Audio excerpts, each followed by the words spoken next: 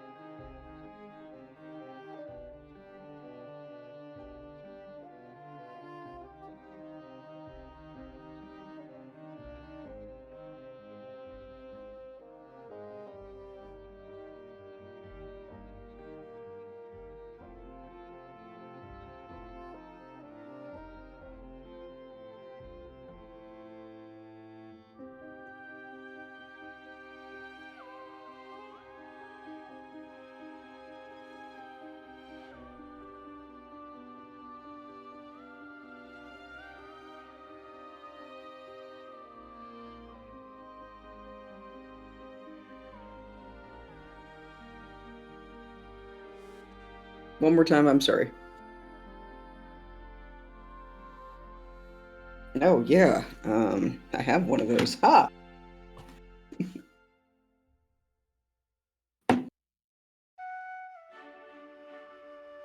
I'm actually not joking. It's a nat 20.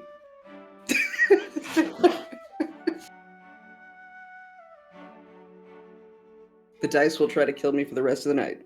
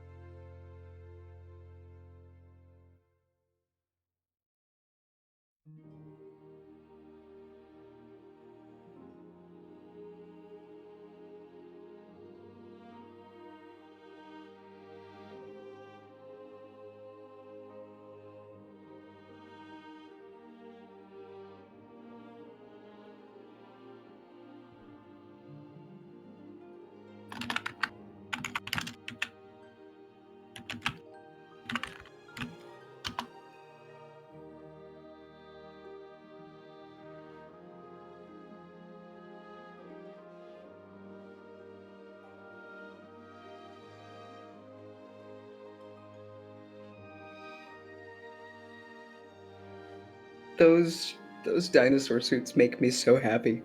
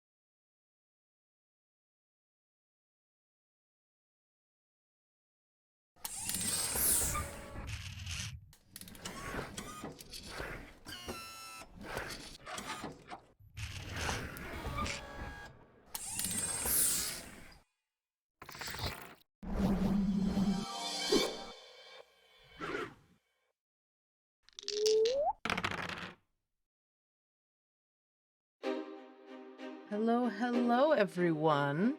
Welcome to Tabula Rakshasa, that D&D one-shot series where the players don't know what the hell's going on, and I have lots of fun. How are you doing, players? We have a whole new batch of 4 wittingly unwitting victims. What a description. I'm doing great. I'm not terrified at all. No, not at all. There's no reason to be. It's all in your mind. There's no reason to be worried. Yeah. So That's what my therapist says. See, I was waiting. I was like, all right, who's gonna be the one to pull it? Therapy in this economy. And on that It's delightful... actually my invisible friend that I talk to. Hey, sometimes you gotta talk to somebody. You know, it's. And I'm not gonna get on anybody's case for doing what they gotta do to have someone to talk to.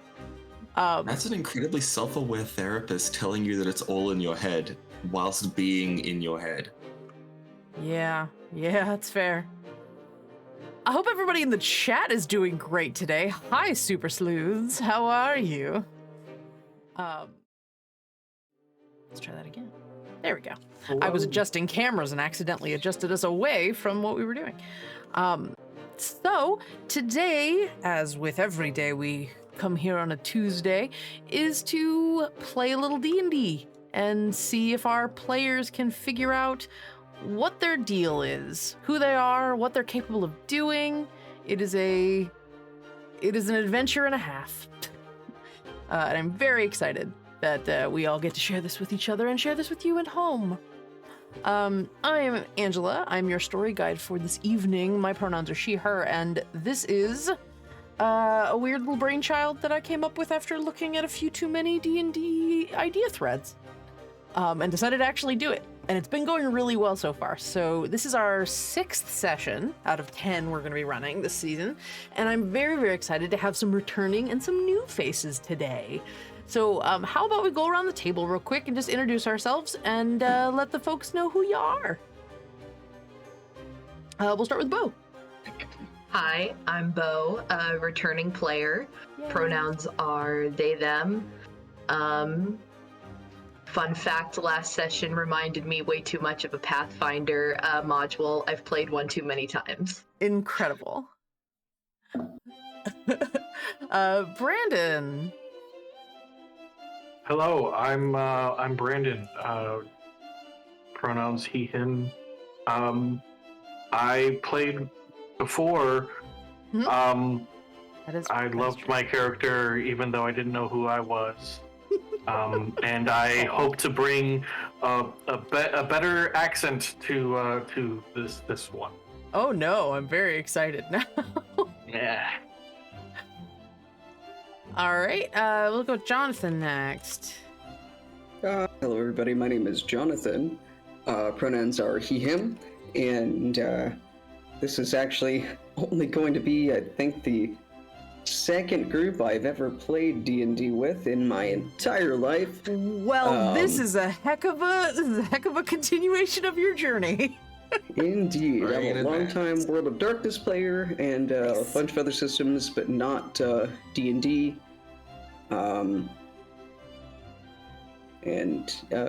Yeah, I can't think of anything else to say right this particular second. I'm sure I will have more to say at the end when we do sign off. Oh, sure. But if it's any consolation, Jonathan, this is a game in which it is incredibly okay to not know how to play. This is a very new user-friendly game. It's got fun things for new users and fun things for experienced players. It's fun to... Part of the game is going to be, potentially, at the end of the game, trying to guess what you are. So people who know the system and know the mechanics are going to have fun sort of teasing things out. And regardless, you're all going to be operating in the space as if... I'll go through the true things for you after we finish introducing everybody. Maury! Hello, I'm Maury. Pronouns they, them, or usually just whatever. Returning player to like this network, but not this series. Maybe you've seen me on like the We Are Not Things stream. Maybe you didn't. I don't know if you were there Which you or should not. check out on I can't see YouTube. the viewer list. We'll bring it back. Promises. I'd like to. Maybe next year we'll start, or maybe next year, maybe Christmas. We'll see what people are doing. We Are Not Things was our Mad Max themed D&D mini campaign that was raising money for abortion funds. So we were having such a good time. I'm sure we'll try to bring it back. I promise.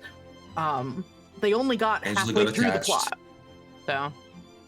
And then just before that, we had a movie night on the Discord server, so that was a good time because a bunch of people who played had never seen the movie Fury Road.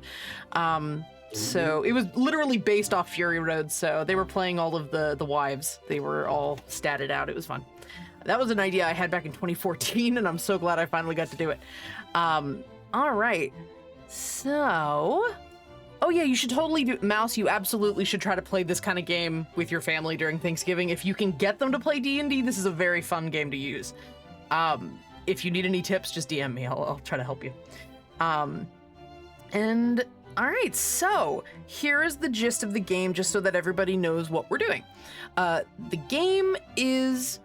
You don't know anything about your characters. I currently have 4 tabs open in front of me that are your character sheets. They are fully statted out. You have all the stats you need. You have equipment, you have magical abilities potentially, and you will be put in a situation in which your characters become aware, or they wake up and they do not know anything about themselves. We'll walk you through the scenes. It's very roleplay heavy, instead of rules heavy.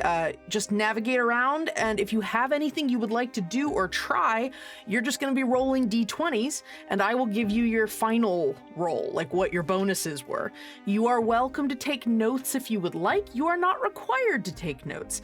I have also noted that a couple of people found it was easier, instead of just taking notes on a notepad, some people found it easier to just fill out a character sheet if they knew how to do that. Regardless, I will help as much or as little as you need. If you need, if you just want to roll d20s for the rest of the session, that's totally fine. I will still give you your totals. And we'll have a good time with it. If there's anything you would like to attempt, like magic or some other, maybe not so much a roll a d20 ability, tell me what you would like to do. And if you're like kind of hinting at something, I might ask you, okay, what's your intent? What would you like to result from what you're doing? And I will take a look at your character sheet and see how best I can fit your intent with what your character is actually capable of doing. Audience, you have some things that you can do. If you would like, you can tip the stream in our Streamlabs area. If you go to tip the stream, so far I think we're just going to stick with this. $5 minimum, but $5 or more tip. You pick a character, and I will give them a substantive clue about what they are or who they are, and that will help kind of push the story forward or push their character development forward. We have had a lot of fun in the past with people getting picked on with clues. That is the gist of the game. The goal of the game is to kind of just play out the scenario, see if you can figure out where you are or what's going on. Ideally get your memory back, but sometimes it's just play the game and it'll happen. But for the most part, it's about discovering yourself through weird scenarios. I think that's all I have for now. What was that, Brandon? I said, such is life. Such is life. It's a very apt, Adventure analogy. time. Before we get started, real quick, we at Tabula Rakshasa, this show is part of the Nerdsmith Network. If you haven't seen us before, welcome. If you have, welcome back. And if you like what you've seen tonight or will see tonight and you'd like to support us, you can find us at patreon.com/nerdsmith. It might just be a small donation or a small click for you, but it really does mean the world to us. Thank you so much. And we are also brought to you by several really kick-ass sponsors. World Anvil is an incredible online world building and campaign management tool. If you're an author or a DM or anything that just involves creating a fictional world, World Anvil has some really amazing free tools for you to use, including maps and timelines and a wiki-style article structure that has just about any kind of category you'd want. So you can break down and show your audience or show the internet at large the neat people and places that are in your brain. If you check the link in our chat, it is our homebrew world that we use for D&D called Veil, and there's a lot of fun stuff on there, and I'll be putting some more stuff up there soon. Some things are exclusive to our Patreons as well, so you can find some Patreon exclusive content like stat blocks for some of the NPCs that I've created. We are also an affiliate of Hero Forge. I use it way too much, and before we had an amazing artist that helped with providing some art for our characters coming up, I was perpetually on Hero Forge designing characters for this game. It is a really cool system. They are currently running it is the holidays right now, so a lot of people are running sales. Hero Forge is running a sale on their digital downloads. I believe they're like $3.99 right now. So if you have a 3D printer or a virtual tabletop, you should check out what they've got rocking right now. Let's see. Also, it's Tuesday, so it's Treasure Tuesday on Hero Forge, which means they released something new. There are a bunch of new rings out now. Really pretty rings you can put on your fingers. Wait, there are rings too? There's a bunch of rings now. Yeah. 1, 2, 3. Because I know they added like a stack of crossbows and wands as well. Not more importantly, yes, there are a bunch of kick-ass crossbows that came out, but they are actually a series of weapons that are all inspired by stories written by Keith Baker. So there are a bunch of like Eberron-style tech crossbows and a shotgun that looks like it shoots like little crossbow bolts, but it looks like a shotgun. Looks very cool. And a double-sided glaive, or it's a dual scimitar thing. Like it's on a post. Looks very, very cool. They are beautiful. The texture is really nice. They're very thin in design, so you should definitely check them out. They are available currently for pro subscribers. Well, the Keith Baker stuff I believe is public, but the rings, you get them a week early if you're a pro subscriber. It's very, very cheap. If you use it all the time, it's definitely worth the money. So that is Hero Forge. Check them out. And finally, last but certainly not least, we are sponsored by Die Hard Dice. And Die Hard Dice partnered with us this year, and we have a Nerdsmith line of dice. The Nerdsmith Forge Fire set is really, really pretty. It's a polymer set, so it's super lightweight, but they painted it in a really beautiful metal shade with our Nerdsmith orange for the lettering. It's really easy to read, and I've gotten a lot of really good feedback that it looks like metal. So they've done a really great job with them. You can find everything on Die Hard Dice on sale this month. I think through the holidays, actually, through January 1st. So everything on the site is on sale, and you can get 10% off your entire purchase if you use the code NERDSMITH or use the link that I just put in chat. Oh yay, Mouse got your dice. That's right, you got a bunch of dice for your characters, but you also got the Nerdsmith dice. I'm so glad you like them. They're really, really pretty, and Die Hard Dice was amazing in picking some of their dice affiliates to work with them on dice runs this year. So, now I'm done saying everything. You know, it's fun to have sponsors, but it's also like, there's a block now I have to put into our stream. All right, before we begin, we're gonna set the mood a little bit. We'll be right back with our adventure in Tabula Rakshasa. Dun dun dun.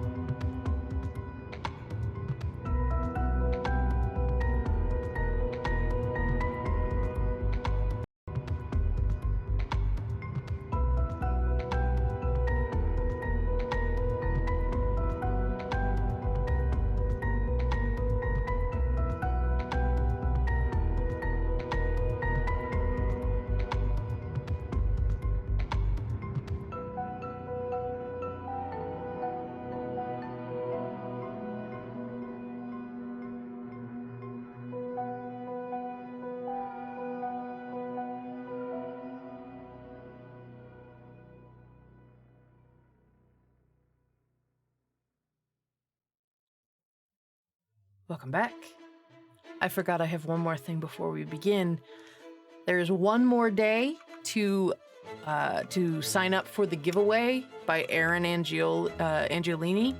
Erin is the artist that will be provided all the art for tonight. She has a entire year's worth of character portraits that she's been working on her Patreon. 145 character portraits she's worked on this year, and she has them for sale on her shop for $65, I believe. It's very, very affordable, and you get streaming rights if you buy them from her shop. But her patrons get access to these as well, and she's doing a giveaway. The rules are in the Twitter that I just put on in the chat, and the end of the giveaway is November 23rd, so tonight. You should do it while you're watching stream. It's very, very easy to submit. All you have to do is follow her and retweet the tweet and comment with a fun fact about your campaign or character and tag a friend. That's all you gotta do. And you get put in for the mega pack, which is 145 PC and NPC portraits for your fantasy games. And you'll get to see some really pretty ones right now. Yes, right now. It occurs to me. Maybe. Maybe. All right, let's get started. So, you all hear clink of glasses, and the four of you are standing at a dining table, clinking champagne, all looking at each other. There's a little fading of light that stops blinding you, and you are suddenly very aware of the fact that there's 3 people around you, and you have no idea who they are. The spread of the dining table is beautiful food. There is lots of meats and beautifully carved fruit and drink and desserts, and it smells amazing. And you are all very confused. We'll go in the order of people that I had you roll initiative for. We'll describe in that order. You all see, let's see. First person you notice is somebody who seems like they fit very well into this place. You see a thin, fancy-dressed, elven-looking man. Blue overcoat with gold embroidery along it and a little cravat, and a white powdered wig over his head. Matching blue ribbon, pulling it back. Has a little bit of a look of assessing people. Very shrewd looking. Very fine features, pointed ears. Not as pointed as you would assume a high elf would have. So maybe not full elf. And he's holding a goblet, several rings on his fingers, very ornate. And Jonathan, the very you see the rings on your hand and the lace at your sleeve, and you're not quite sure what's happened just now. You're in a very fancy room.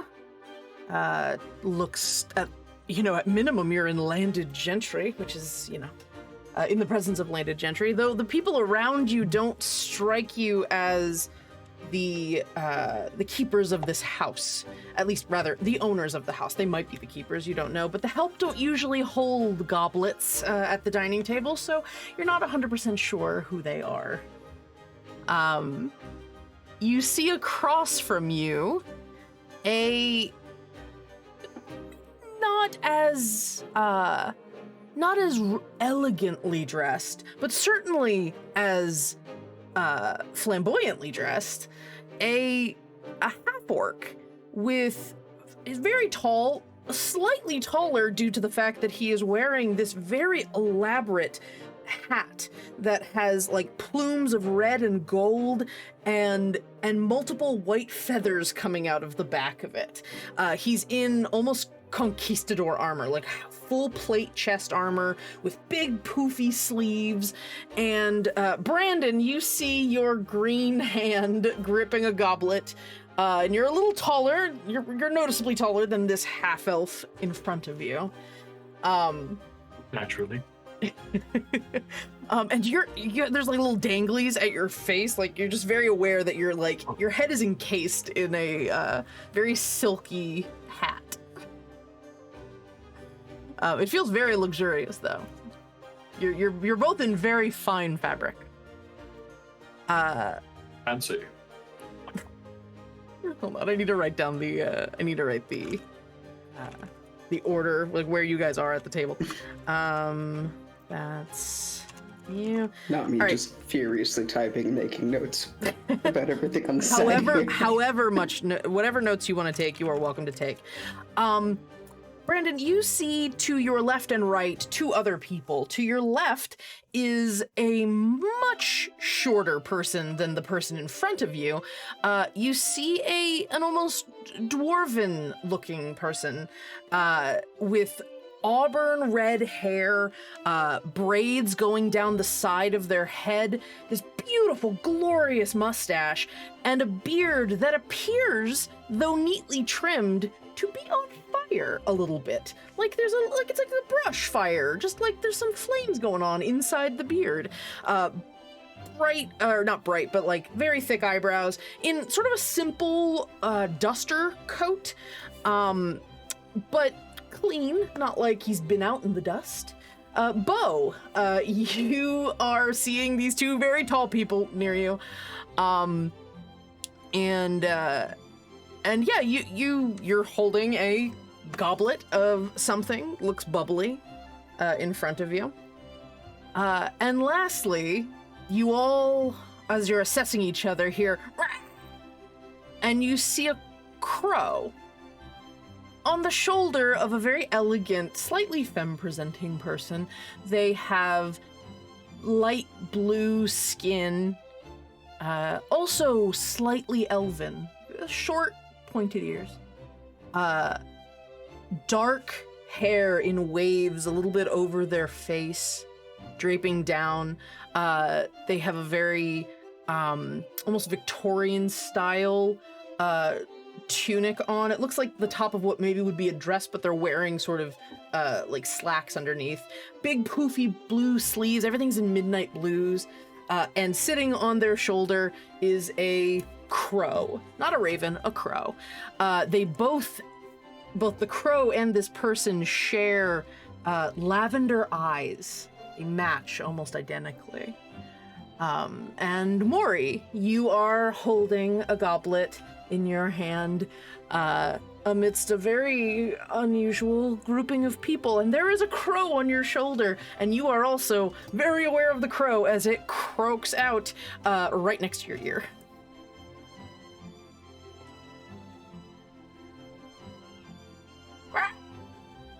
Kind of noses through your hair a little bit with its beak, like it's looking for things. Something. My dear, is that a parrot you have?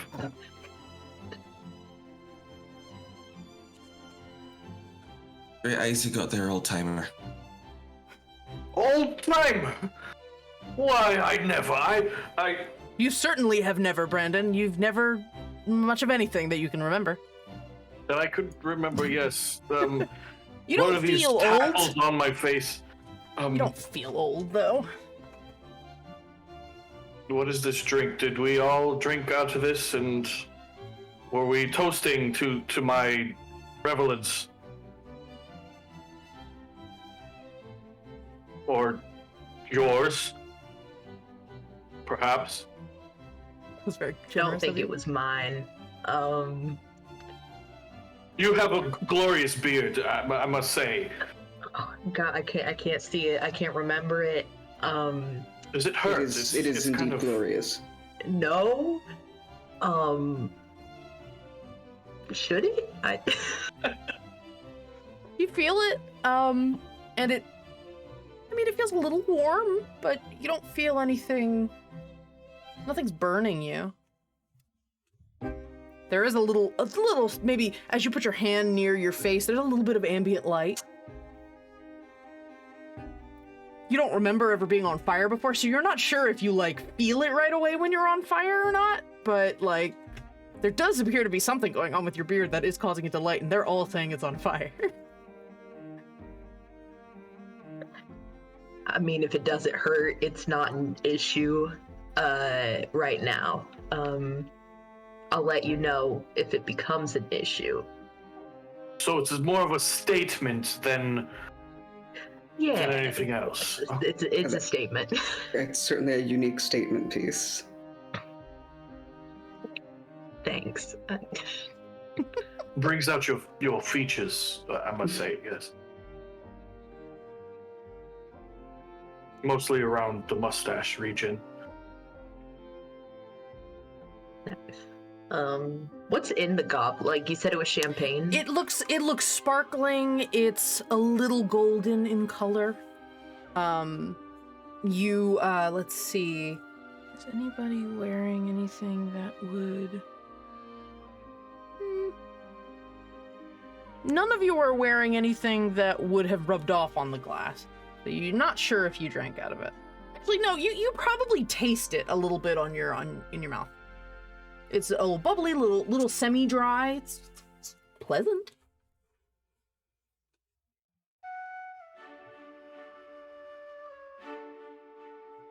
Back to the parrot. I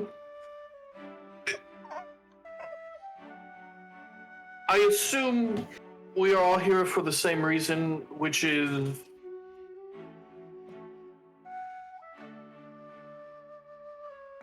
I can't seem to recall, which I think is an issue. I think that's the issue, is the not remembering.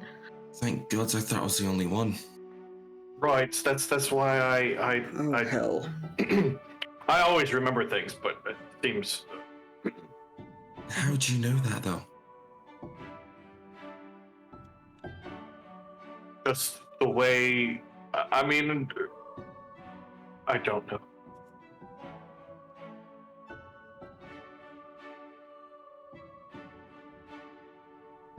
I'm going to taste this now. Sure. I'll Drink drink whatever is in the cup. It's very pleasant. I'm going to watch him very intently for a moment because now I'm just wondering if it was whatever we drank. Okay.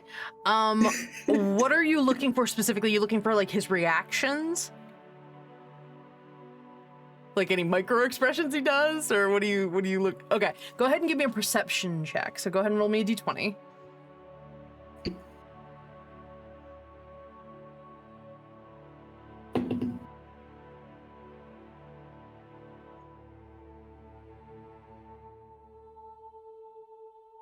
Joking.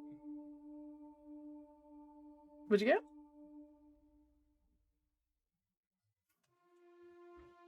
What did you get, It is Jonathan? again a nat 20. I'm Amazing. I'm literally not kidding. No, that's beautiful. You watch this stranger as he puts the champagne to his lips and has a little bit of a like a bubbly reaction. Let me double check though. So with your 25, you see every tiny micro expression on this guy's face. You see when the bubbles hit the roof of his mouth. You can see when the tartness in it hits, and then when it like smooths out into like a nice dry, and you see him exhale a little bit. You can tell like it got drier on him as he was exhaling it out, and he seems to very much enjoy the champagne. Oh, champagne. Confirmed. And you remember everything that we just said a moment ago. I'm sorry, I wasn't paying attention. You said what? This is lovely. You should try it. Uh-huh. I'm I need more to know if meant. this is better or not, so I can tell whether or not I like him. what I actually meant is, do you remember that you were last, what you were last saying about one of the others at this table? Yeah. Yes, I remember the parrot, but I don't seem to recall any of you, so I... think it's Right, so Grandpa, then it wasn't actually. this. The one on your shoulder! You look to your shoulder, Maury, and there is a bird on your shoulder. Give me a nature check. Roll for parrot. Yeah, we're gonna, yeah. Angela, Yes. Was it a nat 1? that's the third nat 20 in a row. Incredible. Ooh. All right. This is the night of nat 20s. With This your... is gonna be a time. Let's see. Nature check. All downhill from here, folks. Sure. With your 21. Actually, no, please roll with advantage. I know you already had a nat 20, but it's just funny. I'm trying to give you information. That's why I'm telling you to roll twice. Did you roll another nat 20? I have ascended. Double nat 20s. Okay. Oh Hold dear on a God. What is happening? Hold on a I sec. don't even know! Hold on a scared. sec. You look at the crow. You look at the bird. You are very certain it is a bird. Like, I won't even make you roll for that. You know it's a bird. But the bird just kind of looks at you with his little lavender eyes, just kind of blinks at you. Do you do anything or say anything to the bird? Or are you just trying to assess it?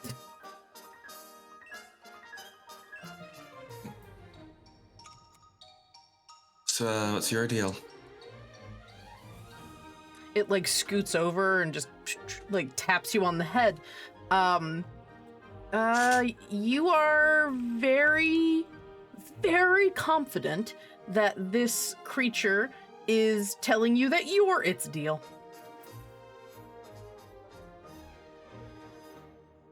Like, very confident. Almost like it's talking to you, but it's not. You just know what its noise means. Like, yeah, what's up? It's a playful sort Nice. of affectionate noise from it.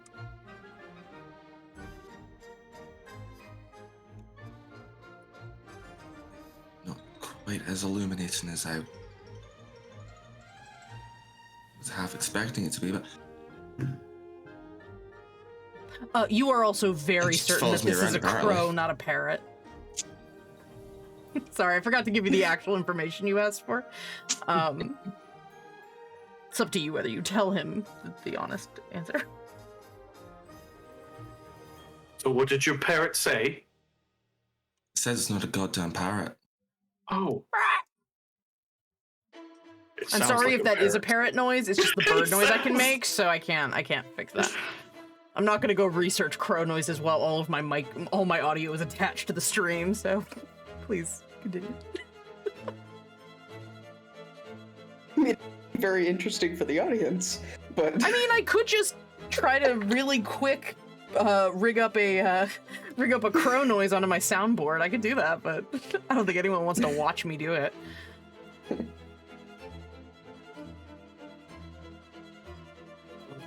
As I don't know, even know names. We don't even know each other's names. no, we don't.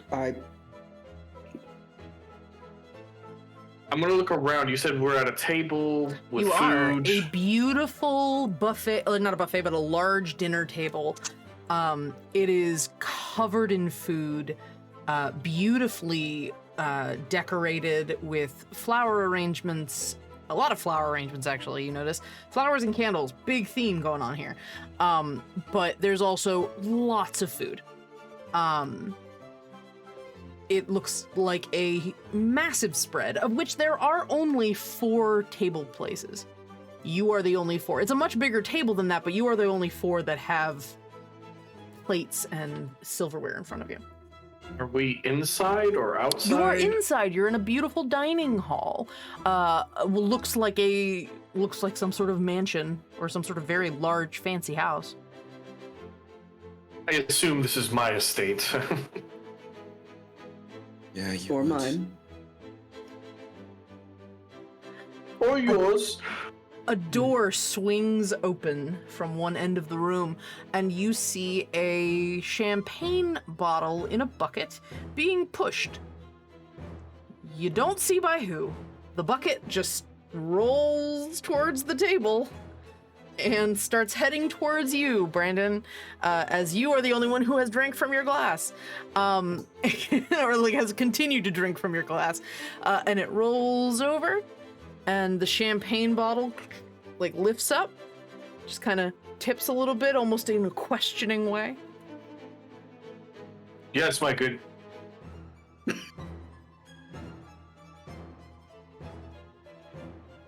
Or said. I was really hoping you'd say bottle. So the bottle tips over, fills up a little bit with champagne. A reasonable amount, not full, but a little bit. Just a little more. Just a It little does a more. little bit more. Thank you. Thank you. It waits while I'm just going to shotgun the rest of what's in my glass because at Sounds this fair to point, me. this is a bit much. I The want bucket- to look at the flower arrangement. That's my Sure. next move. Go for it. Give me an investigation check, Bo. 15. 15. All right. So with your 15 total, you are you're looking around at these flower arrangements. What are you trying to assess about them? Is there anything weird, anything that may cause like memory loss or like adverse Okay. pollen effects? Sure. They're poison. real pretty flowers. Let me see. There are they're kind of a lot of the same type. They look like there's a lot of lilies in them, like sort of star-shaped, and a few little patches of like rosemary and baby's breath mixed together, and then roses, things like that. You don't offhand know much about flowers, but they're very pretty and very intricately decorated, rather intricately like put into bouquets and stuff. Cool. You kind of glance down the table following the flowers, and you see a portrait up on the wall at the end of the table. There is a very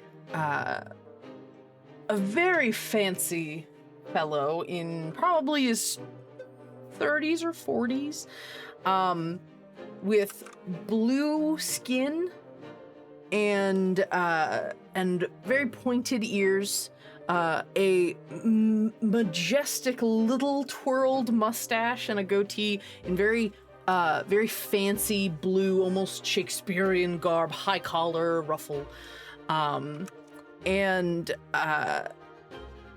he has what can only be described as, like, I don't know, a fuckboy look on his face. I will post it in chat for you. I forgot to add it to the screen though. Let me add it to the chat so that, or let me add it to this. Add it so that everybody can see it. We have met the chat. The chat. So yes, you see this very regal, very sort of what's a good way to put it? Very bold-looking figure in a painted portrait on the end, right where like the head of the table would be. There is a chair there, but there's no seating stuff. There's just food on the table there. There are also flowers. The reason you followed the portrait is there are flowers all over the frame of the portrait, like they've been placed there. I think you might want to think again about this being your place, man. Why do you say that? framed figure could be my lover, for all you know. You hear the champagne sort of into the ice tray and like shake a little bit as it moves towards us. It moves towards Jonathan. Kind of goes around the table. It passes you, Bo. Do you try to stop the champagne as it goes by? No. No? Okay, so the cart rolls over to Jonathan where I do believe that the bottle is laughing at you. it's like shaking a little bit. Or scared. Well, I think if this man was your lover, he's now your dead lover. This looks like a funeral. There's Lily's frame in his portrait. These are the context clues that I have gathered. It's like the worst place to lose your memory. Oh, I have a dead lover that I don't remember. I need more drink.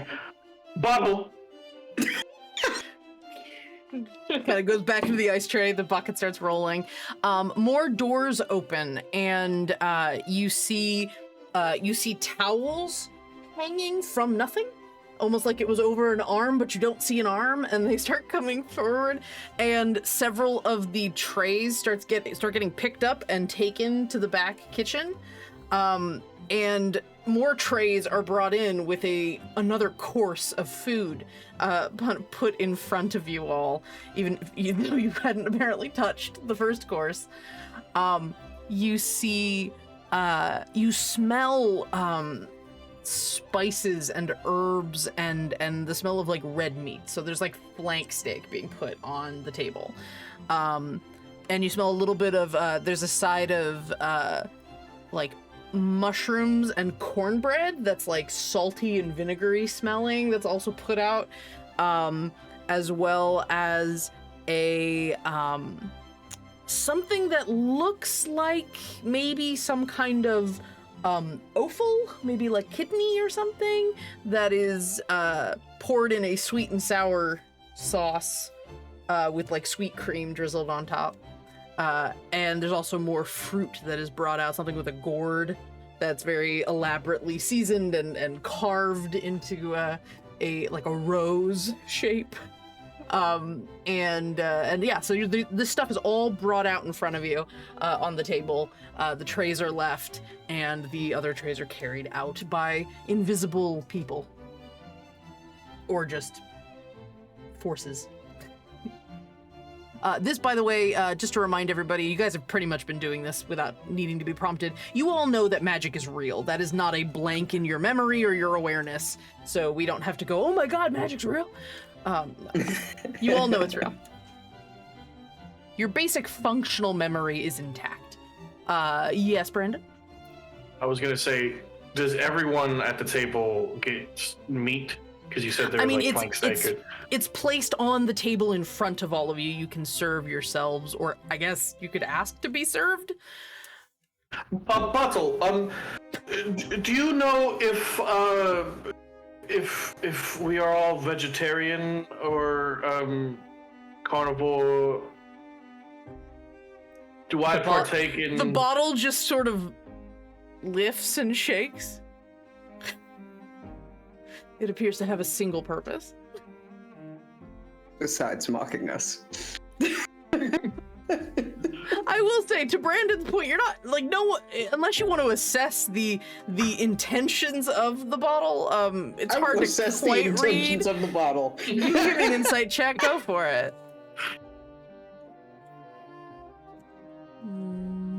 This is a new milestone in my role-playing career. Everybody assessing the intentions of a bottle. 15. 15. I broke the streak. Sorry. With your dirty 20, you it felt less like laughing and more just like a sudden shock of a response from the bottle, as it was implied that Brandon was the lover of that person in the frame. Does anybody partake in the food? Why not? It's very good. It's like ungodly good. You, in fact, can't remember the best. You can't remember ever having a meal any better. But I'm pumped. And you. Do you guys just, honestly, I'll take a little bit of artistic license here. You don't talk for a couple of minutes as the food is that good. And you're just like, for just a split moment, you forget the situation you found yourselves in and are just eating in awkward, like odd silence at how good the food is. But then, Maury, the crow just sort of hops off your shoulder and starts picking at one of the little pumpkin roses that was near you on the table, and it's just having a grand old time. Just I'm not entirely sure what our relationship is at this point, but honestly, just have at it. You talking to the parrot or one of us? The crow hops. You guys are actually like adjacent to each other at the table. The crow hops over a bunch of things and eats off your plate, Brandon. My food. It was delicious while it lasted. I was going to say. It tries to I don't drag think away it's, your piece of flank steak. Just like, it's too big, but it's trying. It's really trying. Shoo, little. Shoo. I don't know your name either. Give me an animal handling check. Normally, I was going to say that it's probably not exactly good manners to have birds at the table, but I'll make an exception. I mean, I'm still like 90% sure this is my table, so. A 3? You got a 3? Three. So with your animal handling of 2, the crow's just like kind of like tries to nip at your hand as you kind of get your hand near it. And with its best effort, we're gonna let the crow make a strength check to try to carry this steak. Yeah, not really. It just kind of stops and then just starts picking at it. Only about a foot away from your table's placement.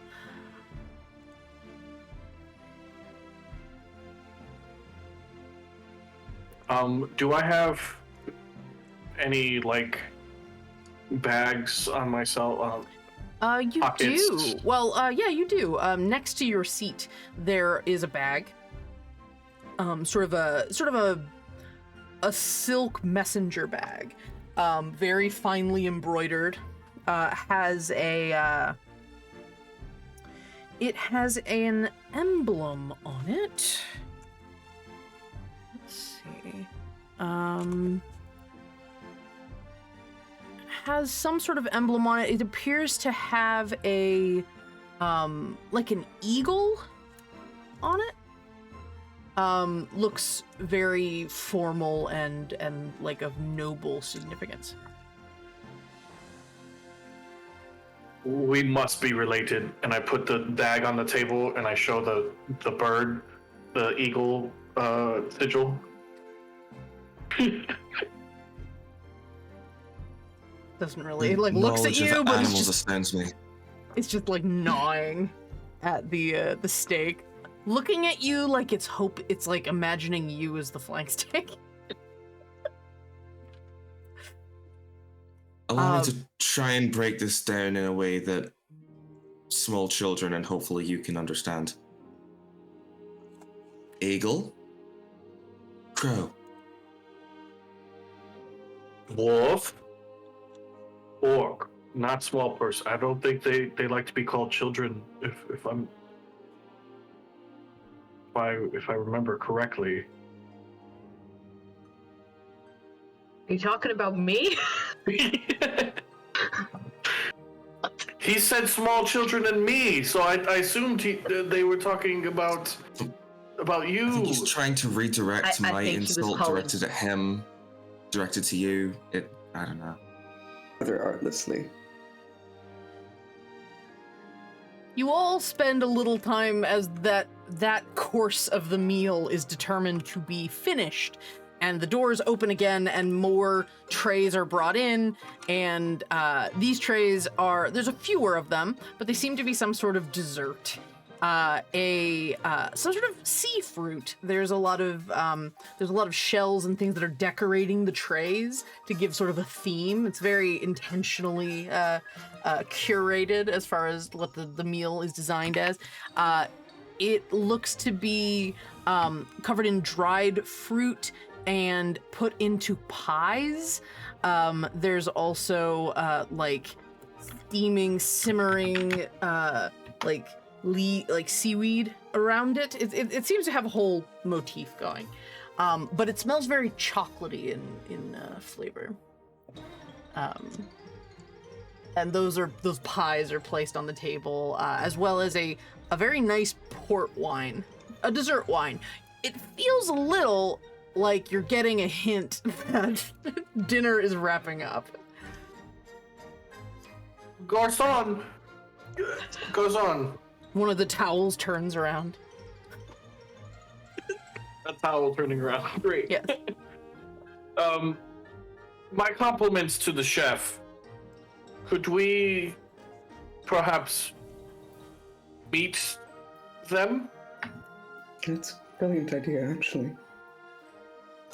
It sort of stops for a second and then turns around and starts walking back towards the kitchen.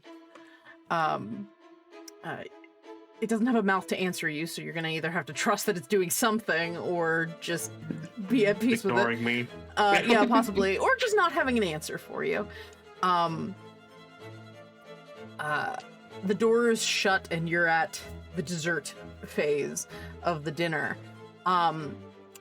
Around that time when the door shuts, you see a little bit of a glow around the portrait, specifically around the features of the person in the portrait.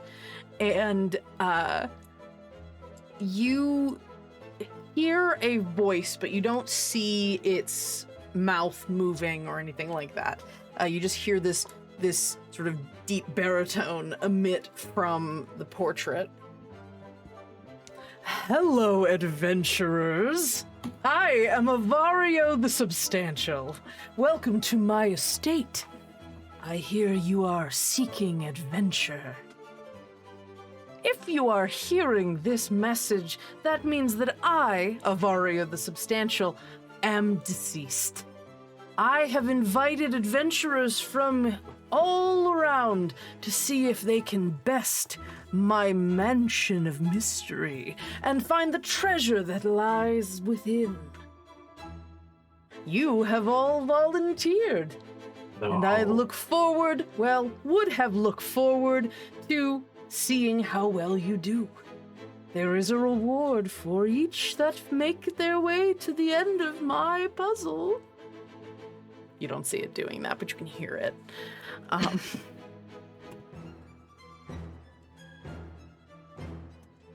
Right. So I'm going to go out on a limb and say this is no longer my place. No. Neither it is mine. But you were correct about the person dying, being dead. Right. Is the Looks like I do not know if they're my lover or who not, the but- hell we are? Adventurers, we are adventurers. We volunteered to be here. I This do is the not most remember merciful doing escape room any I've such ever thing. paid for. At least After I think. I don't know. It almost seems like it waits for a moment to die down until it starts up again. Oh no. I'm sure that each and every one of you will be able to work together to solve the questions that I posit to you. And if you are able to find the solutions 3, you will gain access to the greatest treasure I could give. Memories? It's either our And not memories just or your friendship. memories. Did it respond to you? I Do it either again. time, Make I either another. time that really well or that Do it again. Make another question or statement at it. Do the thing again.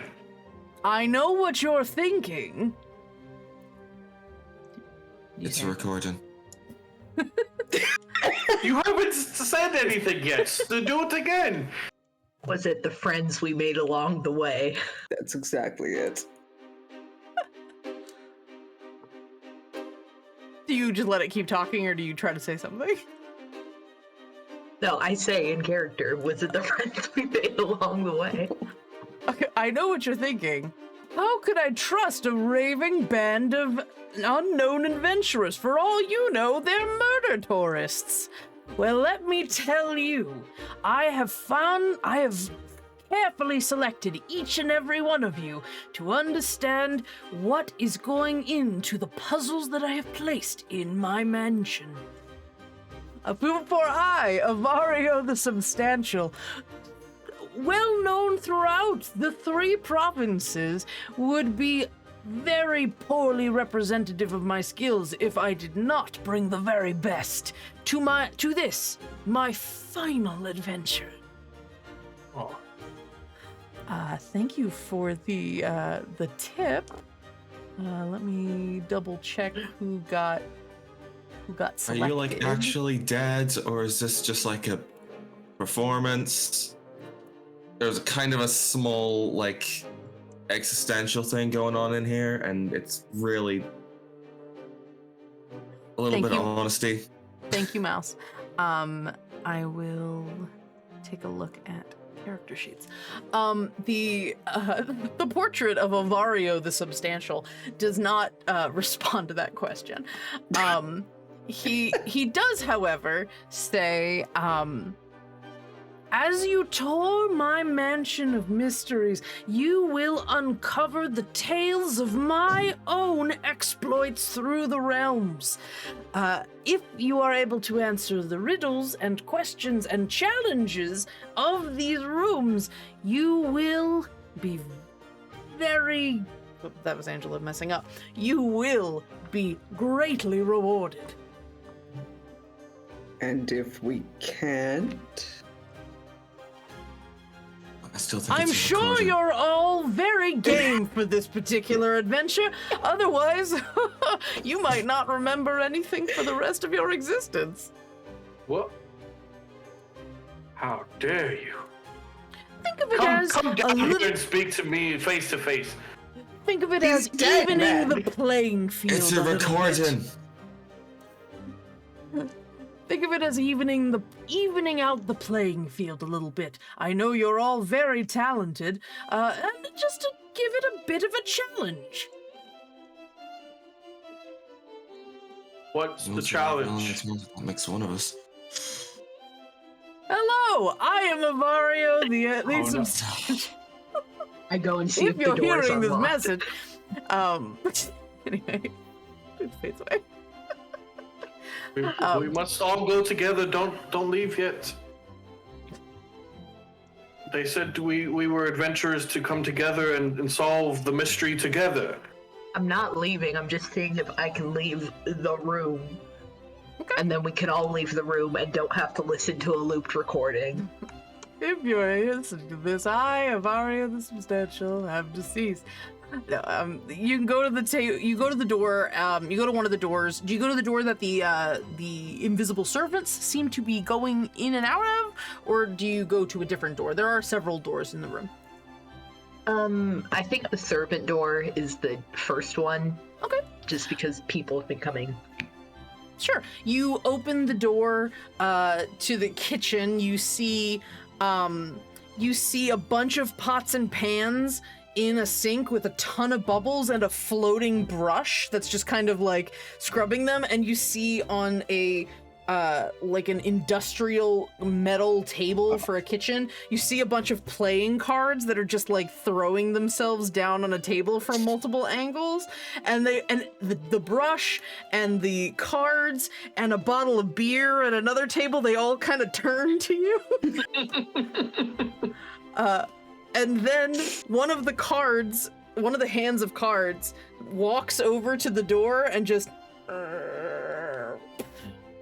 closes it on you. But it just seemed like a kitchen. You can try to go back in if you want. It's just... No, it looks like they're working in there. Maybe a different door. Working hard or hardly working?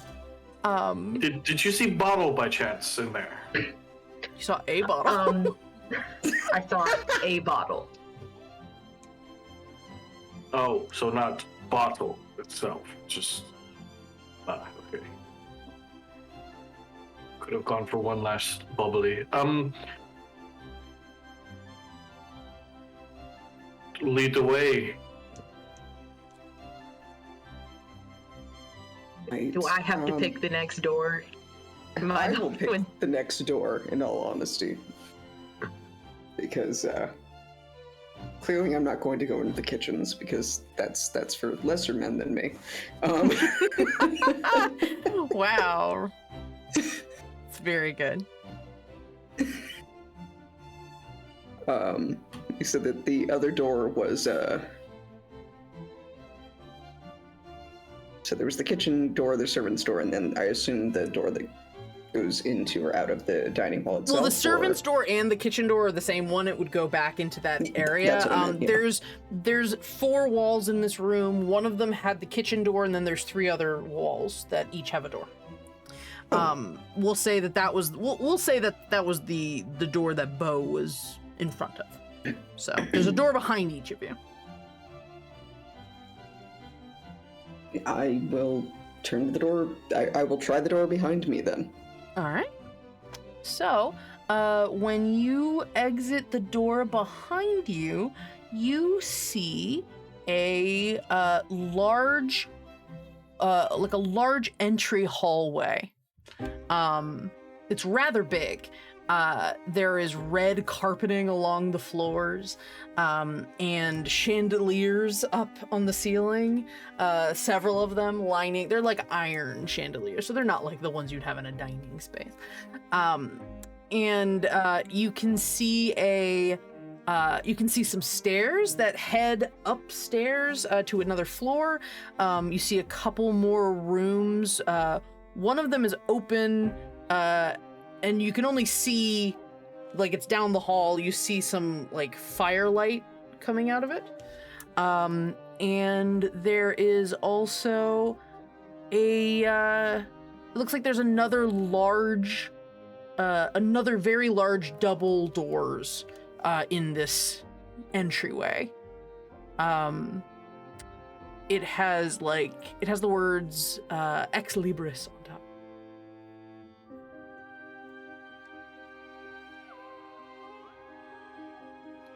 Then I'm going to relay that information to the rest of the group, because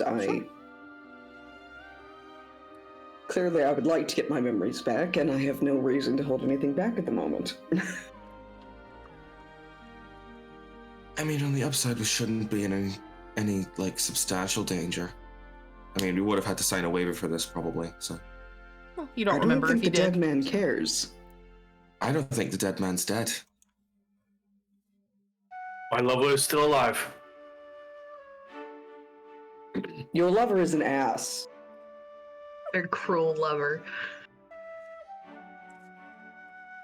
I really what can hope I say? I really hope we're being watched right now. This is someone somewhere is laughing their asses off. It's us. I mean, I am, so.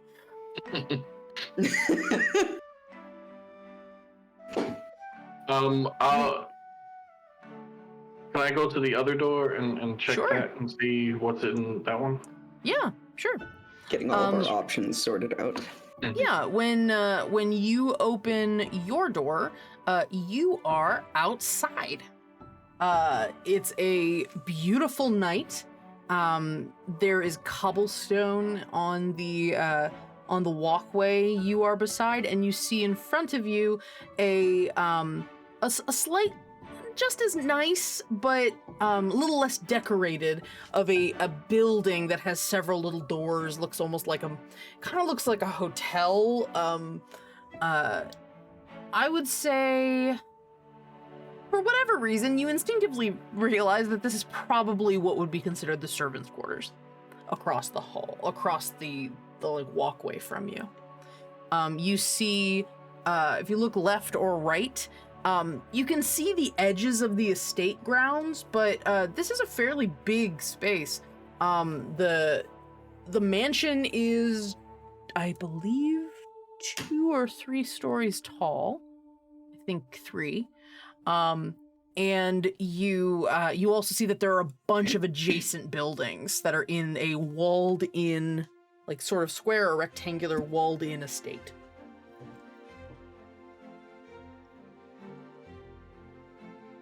So we're not going outside because we're supposed to stay here to solve the mystery. Yes. We don't know necessarily what all of, I believe it was 3 mysteries are yet. The riddles 3. Yes, that. Yes. Huzzah. We need to find out what those riddles 3 are. Yes. Well, he said they were rooms, so I assume we just have to go around to the different rooms and figure out which ones have the riddles in them. That's my first thought. That's a theory I'm willing to bank this on.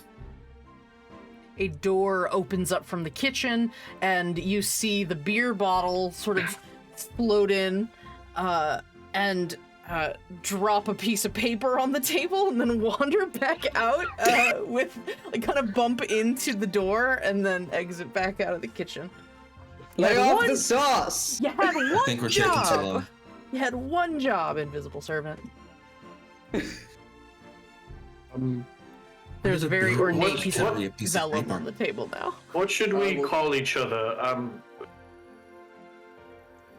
Since we don't remember our names, I mean, just to kind of like know who we're talking to, so we don't get like dwarf, firebeard, like I don't know, or bird person.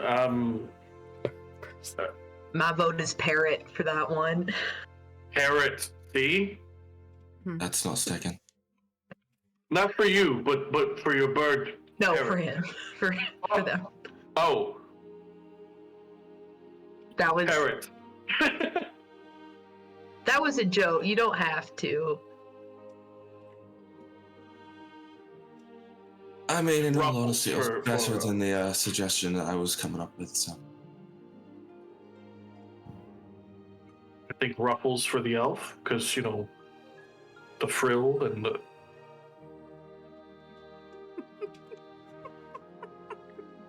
Something tells me I would have been very irritated with that at another point in time, but for the moment, I'll allow it. Until we find out who we are. I mean... I'm just going by physical... Said, for the moment, I'll allow it. What? And I try to go for my goblet again. It's empty. Oh, Sadly, no champagne comes. He's off the clock. So, And final name, posing question to the remaining 3. Hat.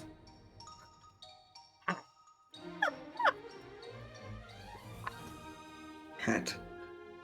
I am fine with that. I'm going to pick up the paper so I can take a look at it. absolutely. Oh yeah, that's also there.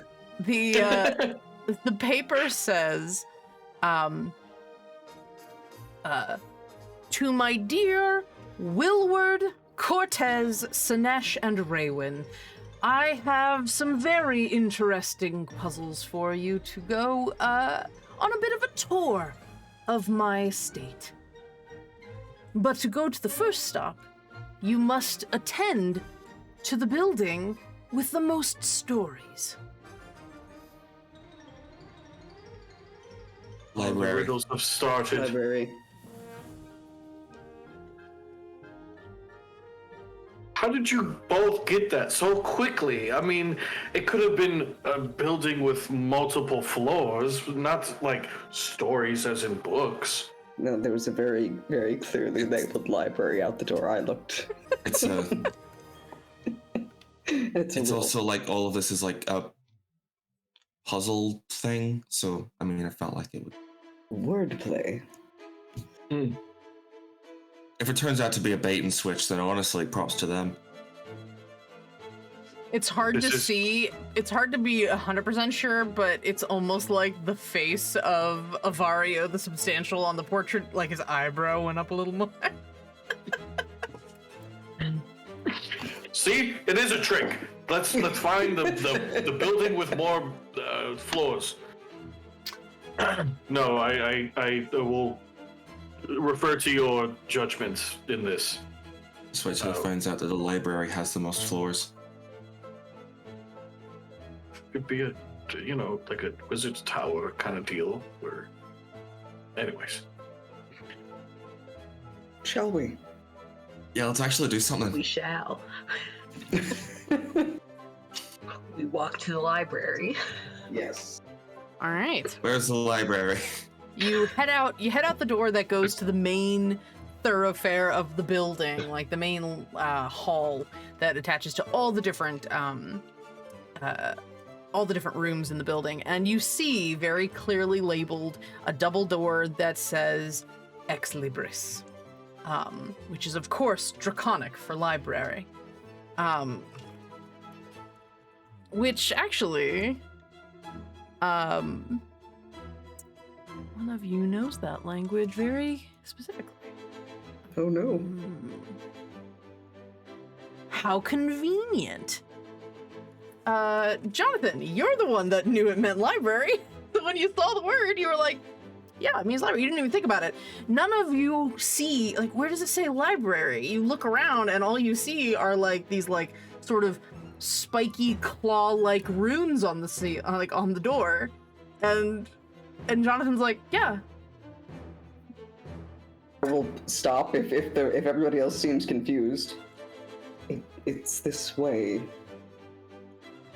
And I will provide the names that you were given in the note. Yes, I kind of want to figure out who is who just based off the names.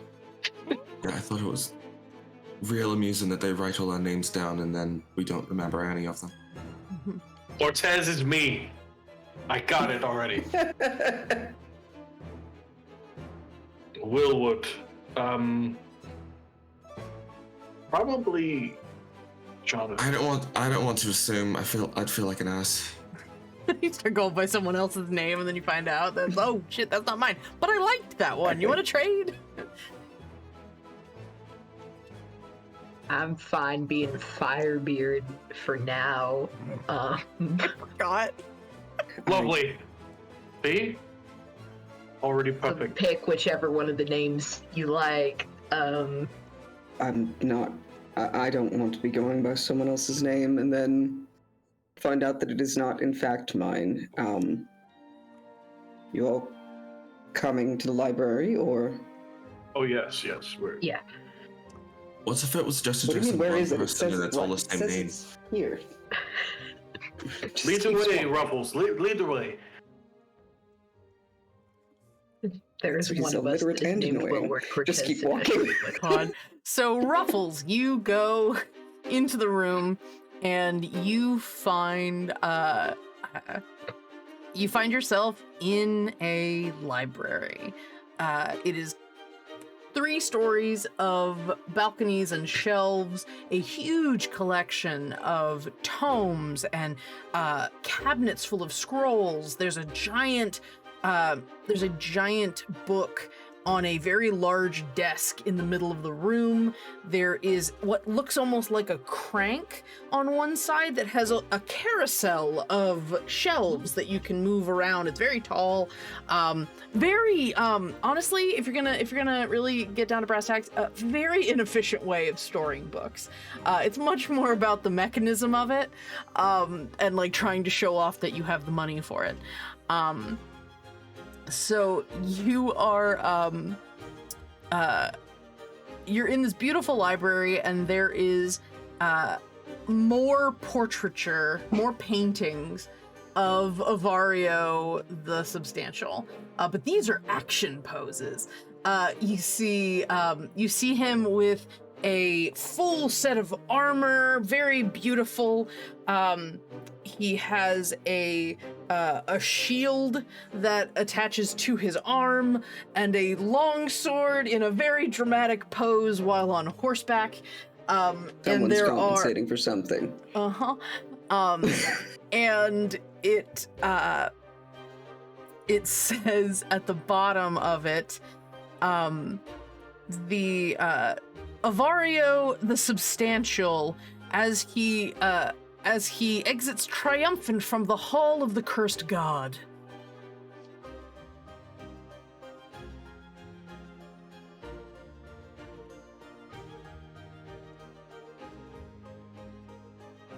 Okay. Right then. So, is there anything you guys would like to look around for while you're here? Specifically? I mean, you were given a clue, so I guess you'd be looking for other clues. Absolutely. I'm gonna look at go to the big book or whatever book it was. The big open tome that's in the middle of the room. Sure. Everybody give me a d20 roll. We're gonna make perception checks actually.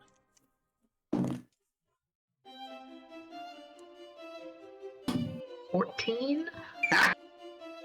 The streak is back. Oh my god. 12.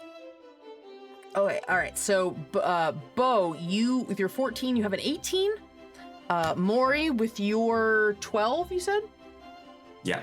With a 12, you also have an 18. Jonathan, what'd you get? The streak is back. 25. Brandon, what did you get? 17. You also got an 18. So you all spread out and start looking around the space. We'll get to Jonathan. Sorry. No, it's wonderful. I'm so proud of you.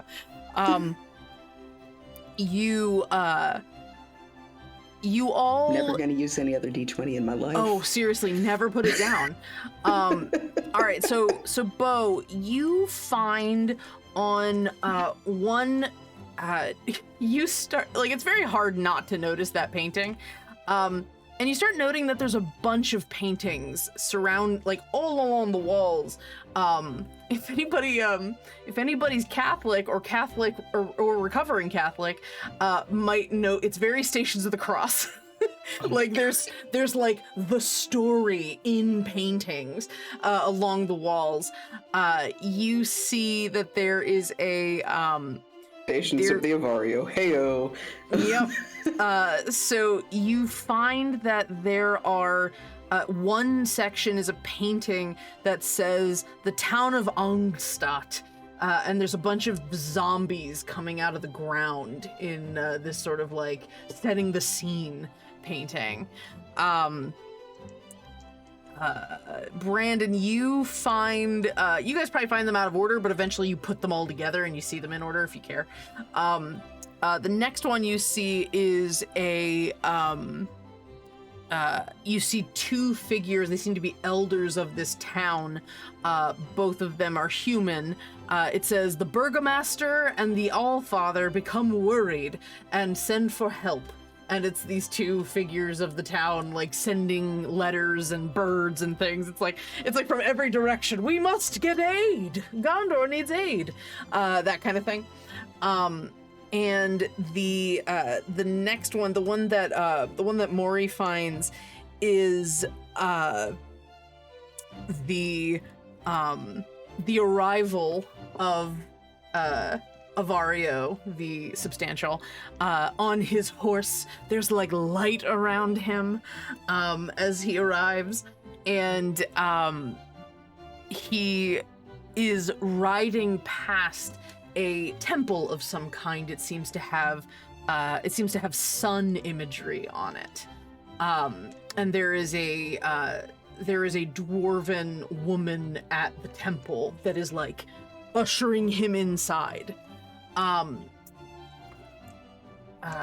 Jonathan, you find at the big book, right in front of the view of the big book, you see sort of the final portrait where a bunch of undead are like snarling and some of them are cowering as sunlight is emerging from this dwarven cleric woman's holy symbol, and it is burning the undead as Avario the Substantial is riding into the undead and like cutting them away. But there's flames and burning and everything. It's the biggest of the murals. Very elaborate, actually. You see at the, in the book, it says, and as you're reading it, it has, the voice emanates out of the book. You hear Avario the Substantial saying, "When undead started appearing in the local town of Angstadt, the burgomaster and the forefather became worried and told me, or sent word, and I, Avario the Substantial, rode in, found a local priestess who was able to help me solve, with the power of her celestial deity of the sun, that we could burn back and turn the undead away. As I departed the small town, victorious and carrying much wealth for thanks, a humble amount for my great service to the town, I wished farewell to the cleric priestess who aided somewhat in the destruction of the undead horde.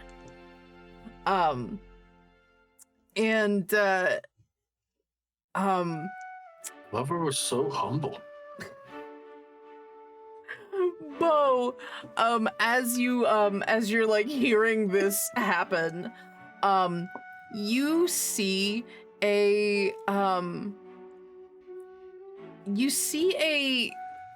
interesting detail on one of the paintings. You see the temple that is part of this town has a very distinct sun etched on the top of its like spire, and you've been walking around looking around at stuff, and you get a little bit of an itch on the inside of your sleeve, and it's like really noticeable, and you shove your sleeve back a little bit, and glowing, very similar to the beard glowing, the sort of flame, you see that exact same sun tattooed into your arm. And there are rays of the sun kind of dipping down past your elbow underneath your clothes. You knew what? Well, if you must know, I was about to ask you if maybe you could do the same magical dealie that the picture depicts. You can't just ask. Is there a dwarf? That. No, because the magical, of course. You didn't know that. You assumed. You assumed. I thought with my big brain under my hat. Mm-hmm. Can I try to like summon light or fire or like sun energy? Sure, you can try to do that. Yeah. Let me see. You I've do. been playing this character right now. You sort of try to do that, and a flickering flame sort of appears in your hand. Magic. Jonathan, you find also in the book, he doesn't mention it verbally, but you see in the book that it's actually it looks like a draft of a memoir, which is what you're reading. And there's a footnote at the bottom of the page that says, I think, don't quite remember what her name was. And then there's like another footnote Upon researching Bella Flora Cortez.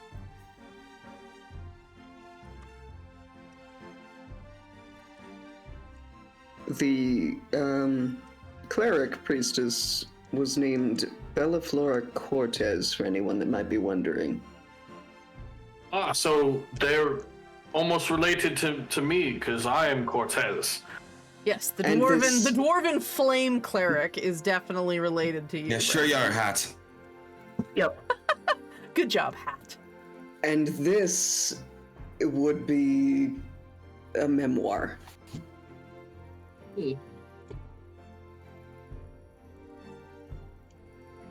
So, Is there anything useful in it?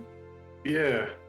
In Well, the memoir? I can sit here and try to flip through the whole thing. What Somebody if we wa- just take the open book and just turn it upside down and Give kind me of a- shake them? Give me a strength check, Cortez. Before that happens, I'm gonna try to at least remember where we were in the book. Okay, you check for the page number? Okay, Yes. sure, you get the page number. That was a 14. A 14, all right. With a 16, that's not bad. It's not that heavy for you, but like, your wrists are kind of like, you see the tattoos still going. They're kind of flaming a little bit. And as you lift, like everybody sees, your arms are fucking jacked as you just like lift and shake the book. What are you trying to do with the book?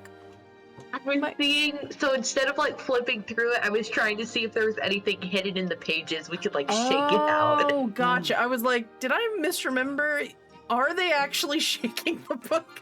Okay. I was like flipping it down. Yeah, so trying to we get the could, like, pages loose so that you can see if If there was a anything bookmark inside or it. something in there. Yeah, absolutely, Yeah. absolutely. So, you find, yes, you do find another little piece of paper falls through it, and, you, okay.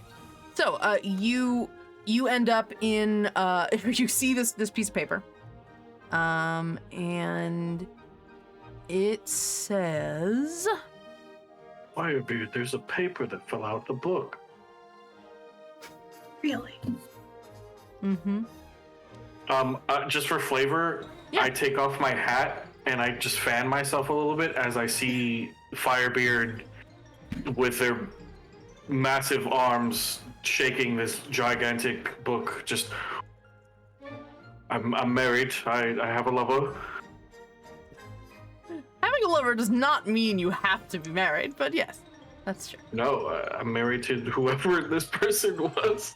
Mm-hmm. You know, Hat, you've It is- built up a mother of all parasocial relationships, and I don't think it's necessarily healthy for you. We don't know that it was parasocial at this point. Just going out on a limb. Don't try to logic your way into or out of this. Just go with the flow, I always say. Because that is what I always say. Because I remember that.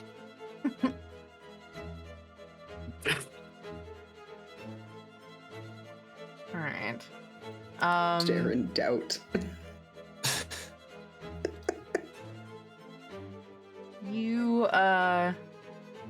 You find inside the book a let's see. Just trying to go through my list.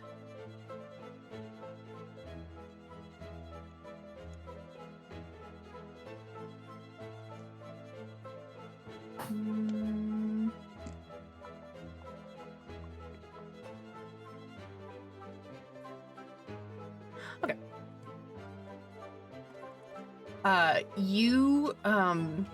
You see written on the paper,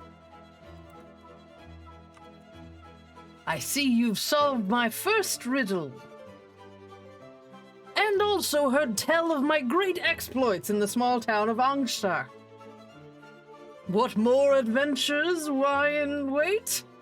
Well, to reach the next place, You must find a venerable relative whose hands do not hold and whose face cannot see, but can always tell you where you need to be.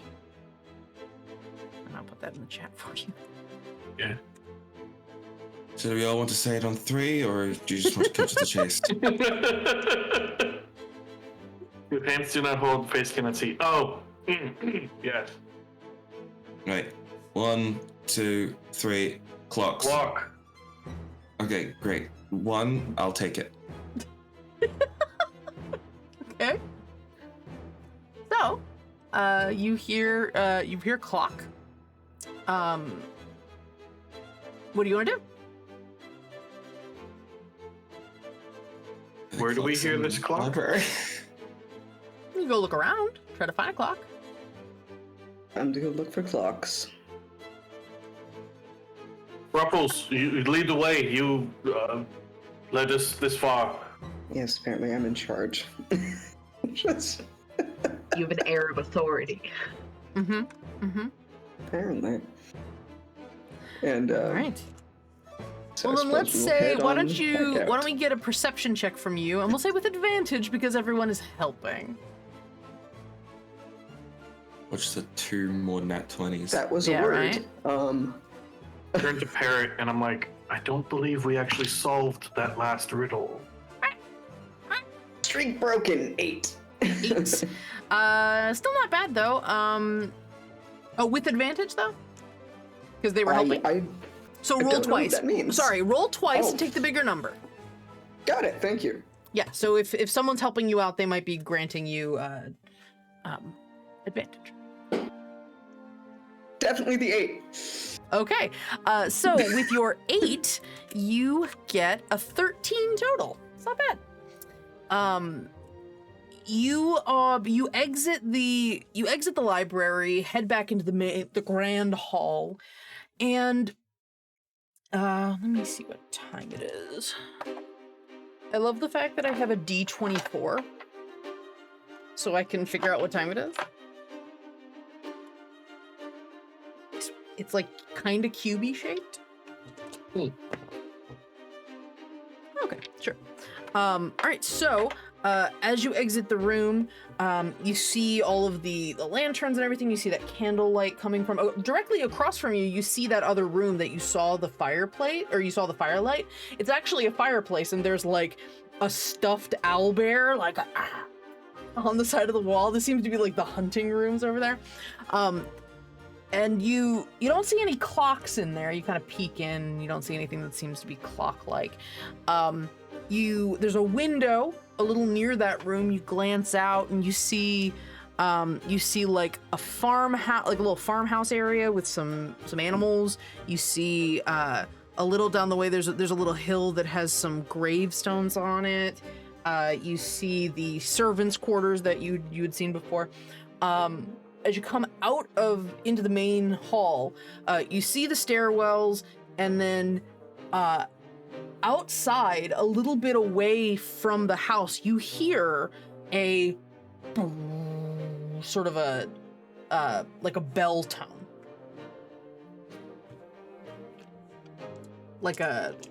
It goes once, and then goes again, and then goes again, and then again. Is a repeating bell tone that starts. Clock light. I wonder if that's going to be in the right direction. I would think that would be too far away from the grounds to be figured into all of this. It's still in the grounds area. Like it just sounds like it's never mind. outside the building. It just sounds like it's outside the house. Got it.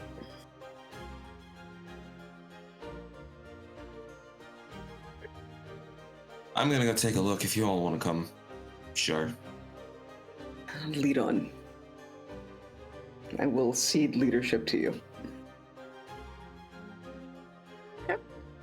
So I feel like that would have been a bad decision, like probably a day ago. all right. So you head forward, and it's actually you take the front door. You open the front door of the estate and you see in front of you a little courtyard. There is a fountain in the center of the courtyard. There's lots of plants and shrubbery and some sort of stone reliefs that are made, little murals and stuff. And just above you, there appears to be a little clock tower attached to the building. And so you see the clock, and go ahead and everybody give me perception checks again.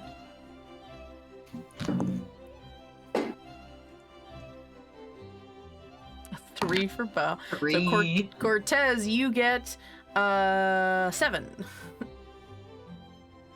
13. 18. Hold on. 13 for Jonathan. That's a 18. Brandon, you got a what? 18. You got a 19 total. And Maury? 9. A 9, that's a 15 total. All right. So, Maury, you are... Who got the highest then? I'm so sorry. I gave everybody numbers, but then didn't remember what the numbers were. It was a 19. I think I got 19. You got the 19? Okay, so Brandon, you note that there are a number of stone murals around this space. They all are giving a little bit of similar vibe as the paintings that you saw in the library. They also seem to tell the tale of a famous exploit of Avario the Substantial. You see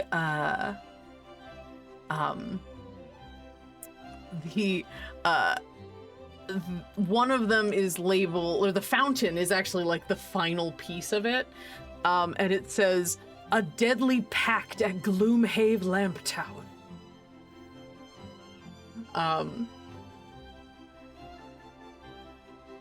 So as you see this, there are a series of these little murals all around the space.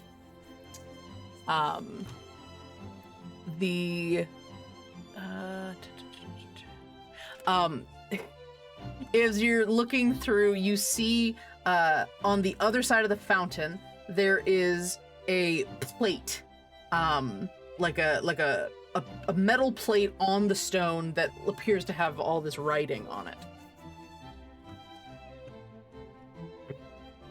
What does the writing say? Or can I You read don't it? know. You can't read it.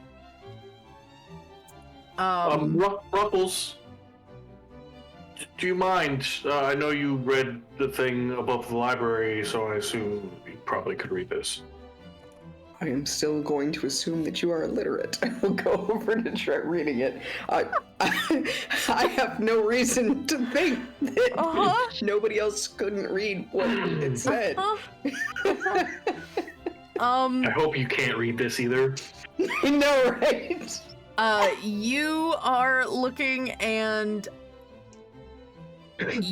you recognize the alphabet, but you don't know what it says. It's like understanding it's like understanding something that's technically in the Roman alphabet, but it's like Spanish instead of English, and you don't speak Spanish. It's like that. Does anybody else look at the plate, see if they know the language? I'll look at it. I also I'll relay. I can read the script, but unfortunately not the language. Same for you're Cortez. illiterate. Cortez can also No, read I'm the quite script, but literate. not the language. Maury, as you get to it, though, you can understand what it says. The urge to roll your eyes is very hard as you realize it's another sort of memoir of Avario the Substantial. But it seems to be written in a language that you understand. It says, "The shipping lanes south of Candlekeep were disrupted. Unknown to anyone, an incredible alliance between Terran and Waterfolk tribes caused the lamp at Gloomhaze Point Lamp Tower to be extinguished. Merchant ships were being wrecked and plundered. And when I, Avario the Substantial, gained the assistance of several drow warriors seeking the caverns that connected to Gloomtower, we faced a formidable tribe of kobolds worshipping a drake that knew how to maximize their tactics, their smaller than human-sized tunnels, and an abundance of unique traps. The bloodthirsty kobolds would not be defeated without these assassins and myself taking a dive, so to speak. It was a bad joke. He couldn't figure out how to make spelunking into a pun, so he went with dive. All of that is very much like begrudgingly relayed to everyone. I'm sure you don't say it in exactly the same tone. I'm sure that it sounds like it's physically painful for you to relate this story to us. Absolutely. You hear, and your crow has fluttered to one of the murals, and is like pecking at one of them. In a very like, hey, listen, kind of way. Look at that. I'm gonna go over to it. Mm-hmm. Particularly gonna be checking out any sort of water imagery, and then any sort of like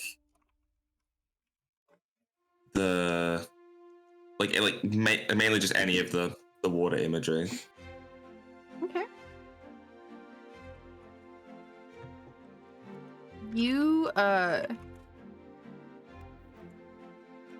take a look at what the crow is pecking at, and you see it's a relief of the great Avario the Substantial leading the way as this quartet of drow assassins, these women with their hair braided back very severely, holding knives, and one of them has their mask covered, or their face covered by a mask, and they're like crouching down into this lower cave system. And it says, it's labeled in the language you understand, Avario the Substantial and his assistants. Yep. I saw your hand up, Brandon. We'll get to you in a sec. And you see it is, with his assistants, Accordia, Accordia, Hailra, and Raywill.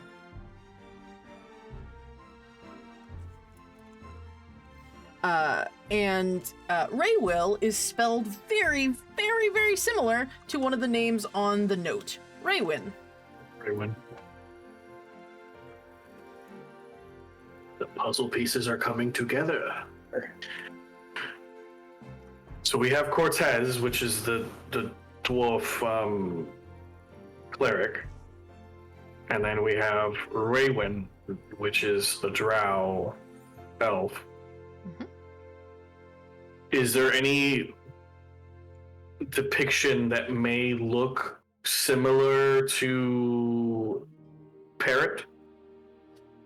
The only way I can...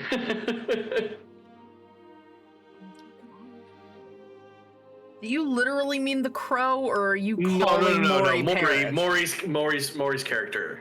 The only thing that would connect is the fact that they appear to be drow-like in appearance. Yeah. And there is a woman written on it with a name eerily similar to Raywin. But is it kind of like how the dwarven cleric was kind of like more portrayed outward? Is there one singular? Give me an investigation check. Take a look at some of the other. See if you notice anything in one of the other murals.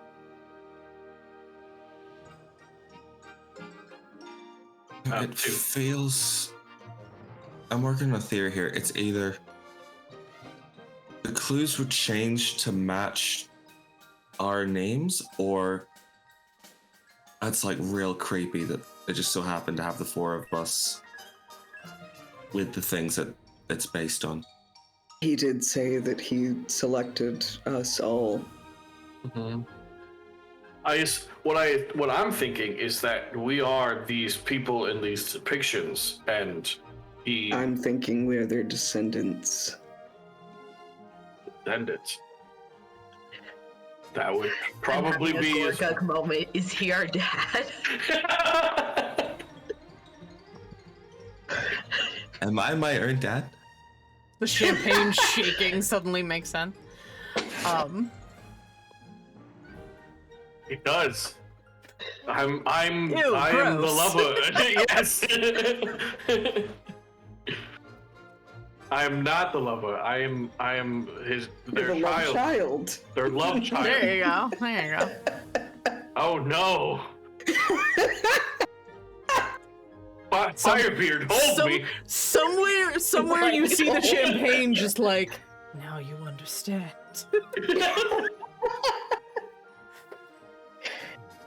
Pat, I think your dad's dead. Father, I think your dad is dead. our father is dead. I'm ignoring that you said that. Mm-hmm. Mm-hmm.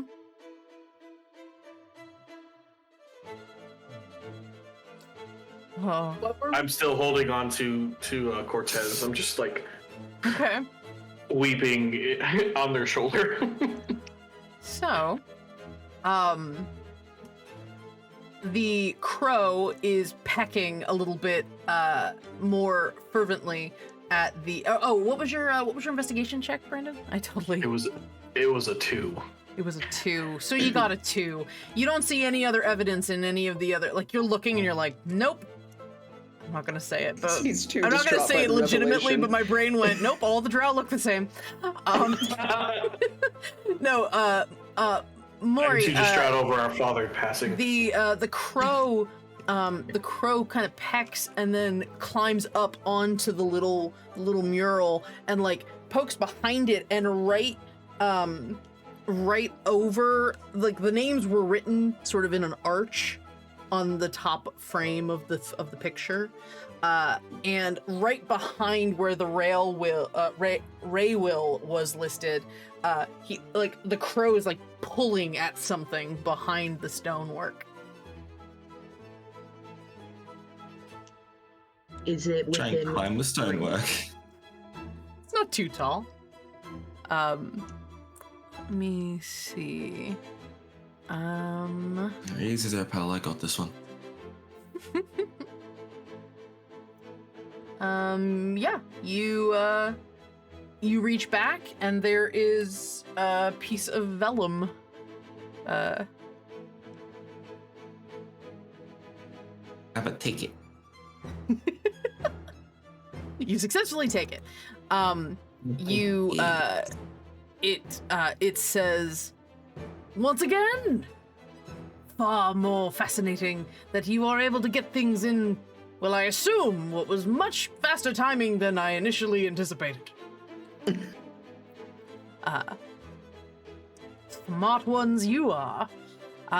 To seek the next clue, you must let me open the right tab. That's how we must.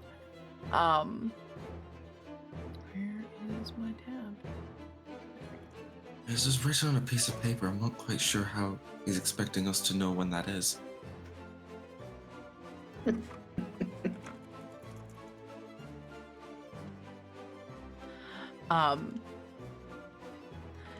you find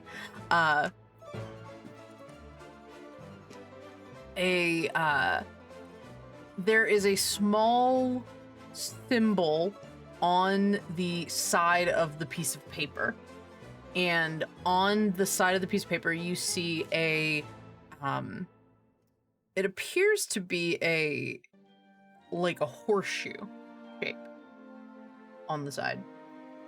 But on the actual,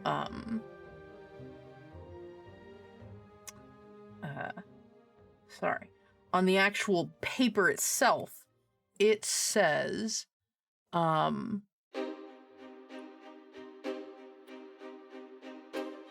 I make people merry and give them mirth, and even though I am old, I turned the meekest quite bold. Wine cellar. Yeah, I feel like that one was also really obvious.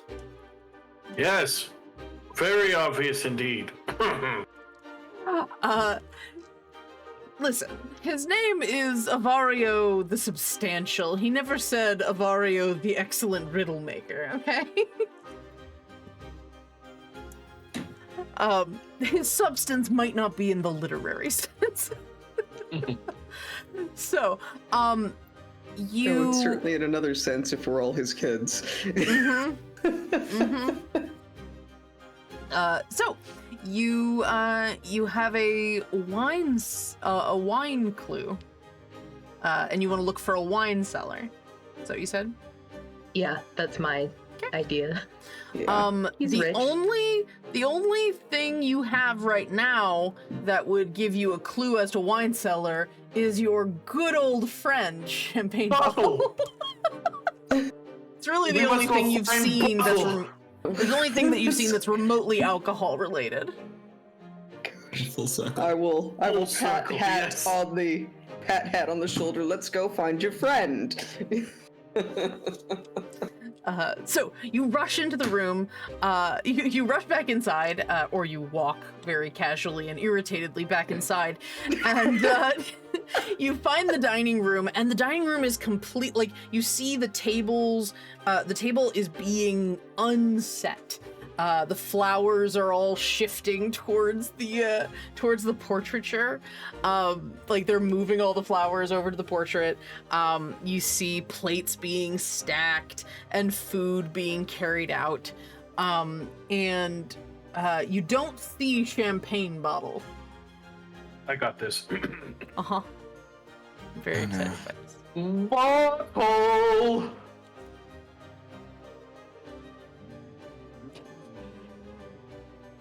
I'm sorry, I needed a moment.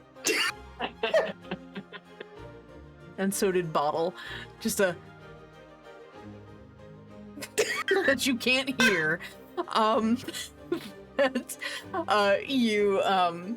You see a bucket slowly roll out without a champagne bottle in it. It's just a bucket. Alright, should I assume this is bottle and not just bucket now? The ice rattles in the bucket. Ah, yes. Good bottle. May you please show us to the wine cellar?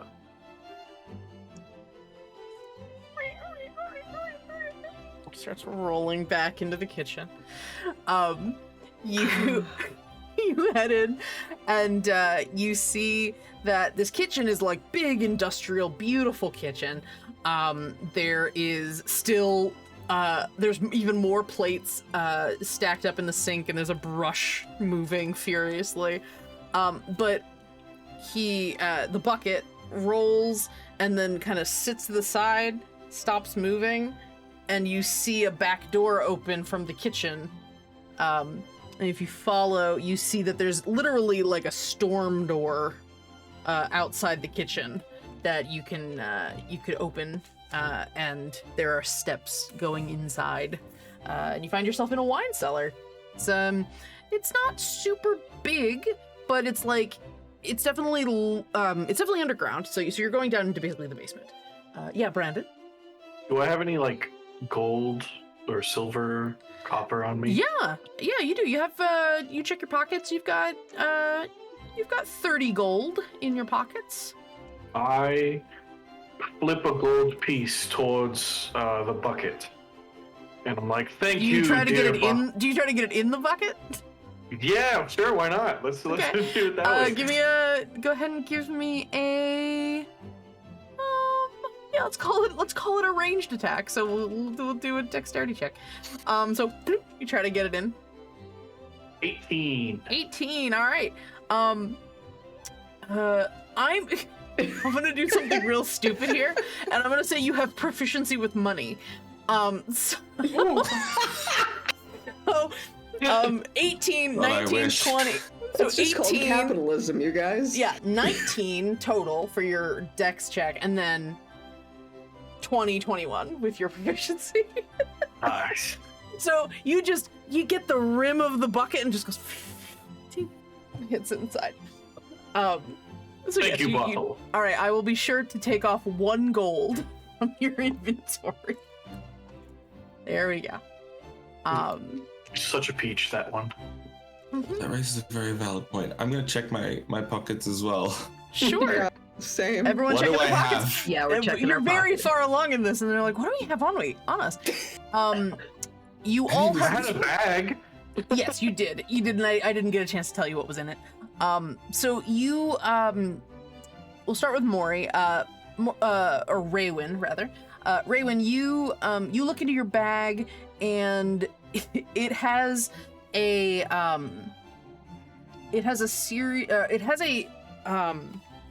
small, like a small necklace inside that has a raven, or a crow, let's be honest, it's a crow, like a crow totem that would wrap around your neck in like a little leather cord. But it's very finely made leather. It's braided in these very thin strands. Very elegantly done. And it also has these lavender eyes embedded in it. You also find a small sickle in your bag, very finely sharpened, made of this is only something I recently found out that with like steel or with steel, I think you can do what they call bluing steel, like the color blue, but it actually blacks, like it basically makes a black, and it kind of looks like that. So it's this very dark, well polished steel on the sickle. Like it would probably do really well to like keep it from being shiny, like reflecting light or something potentially. But I don't have anything beyond just knowing what the term blue means.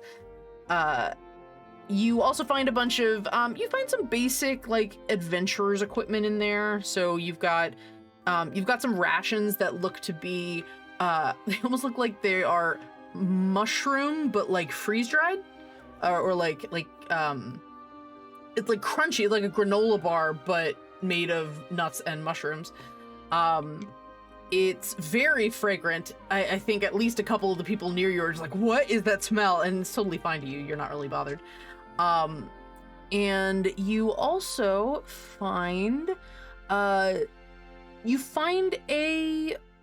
bunch of, not pieces, that's a bad way to put it, but you find a bunch of, like, animal, sort of mementos.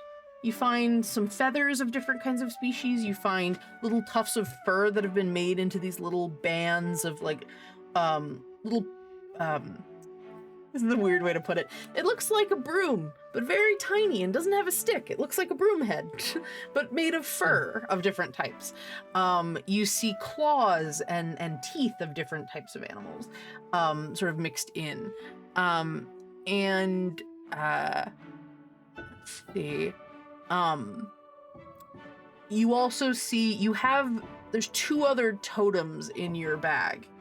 You also have a little bear totem, and well, at first looks like a horse, but you realize the horse has a horn on it. So it appears to be a unicorn. I'm gonna be totally honest with the lot of you. I was not expecting any of this when I opened the bag. That's fair. It's very fair. I don't know what it was I was expecting, but it... The crow kind of lands on your you'd shoulder. probably know, wouldn't you? Oh. He's sweet. That's not the noise the crow makes. My dog is like making all sad noises. Okay, let's go to Cortez. We'll go with the named characters first. So Cortez, you find surprisingly not that much in your bag. You also have 30 gold. You all have 30 gold. You find that you all have the same amount of gold. Don't think about it too much. But Cortez, you find some really standard objects in your bag that would be for like an adventurer, like he's saying you are. So you find some climbing gear and some rations, and you find a lot of some of them find torches and like flint and steel in their bags, but you don't find any of that. You just find flammable tinder. So like you just find that there's lots of linen or paper and things that are all kind of bound together and shoved to the side. You also find that you have a bunch of rather not a bunch of, you have a little bit of incense in your bag, but you also have what looks to be a beautiful brass or golden bowl. It's about the size of one of your hands, and it has sun imagery and light imagery all around it, as well as a really, it almost looks like a mortar and pestle.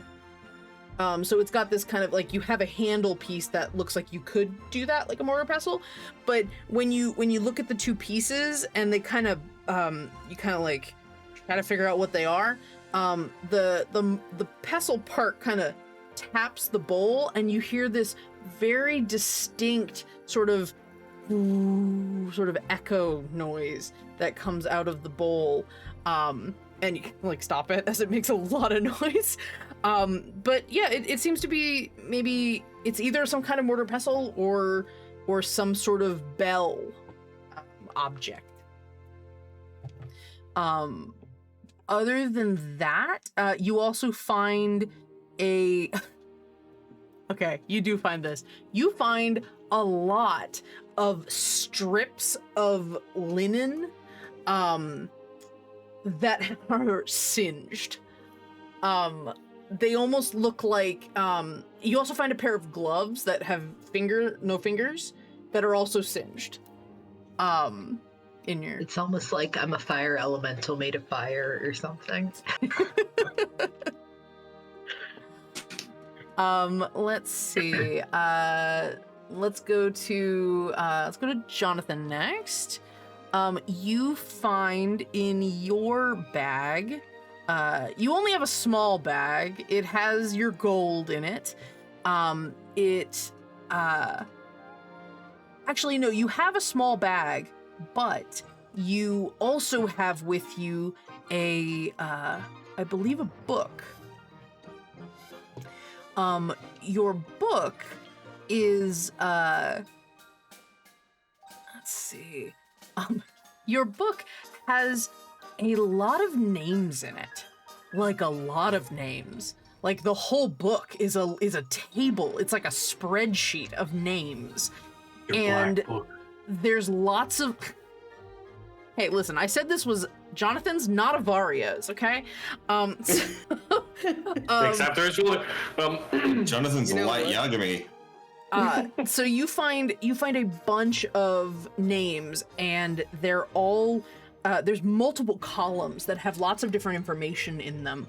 At first, it doesn't look like it makes any sense.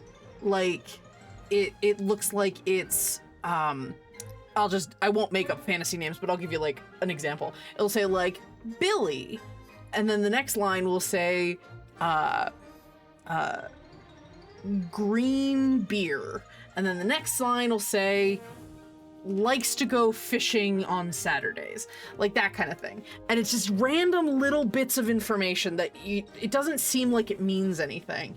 But only on first glance. If anybody looks at the thing, they're gonna be like, wow, he's weird. But when you start taking a glance and you see that there's like some different inks being used between them, like some of the letters are different, like are in green ink instead of blue ink. And then you note that there's some similarities in the terms. So like a bunch of people like to go fishing. A bunch of people are, a bunch of people like, they have, you have notes of like how many grandchildren they have. And there's the part of your brain's like, oh wait, that's how much gold they're willing to take for that.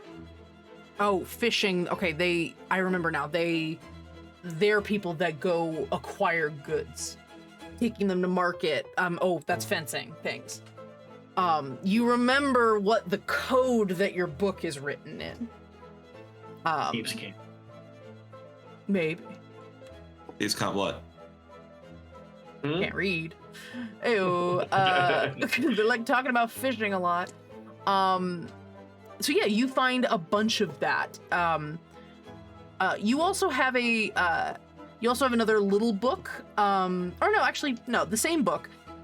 It looks like you had an empty book, like it was, like you emptied out a book and filled the pages with something else. So your little book. The front of the book appears to be a advanced techniques of dragon chess, is what the front of the book says. Yeah. The inside then? Sorry, that was what was on the that was inside. the Got same it. book. Sorry, I was clarifying. Okay. That's the same book. That's what the inside of the book is. That list of information. And then finally, Brandon, you have a lot of weapons on you. You have a couple of hand axes in your bag.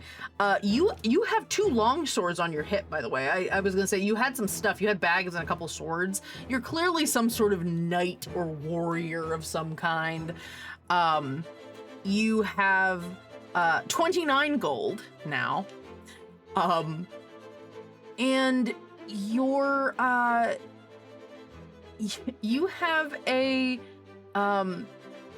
a piece of jewelry on you that looks like it is just a mirror on both sides. It's almost the size of a coin. And you felt it, like you start looking around stuff and you hear a clink, and you realize that over your shirt but under your armor, you have this wrapped around your neck, and you pull it out and there's this, like I said, this coin-sized piece. A perfectly shiny mirror.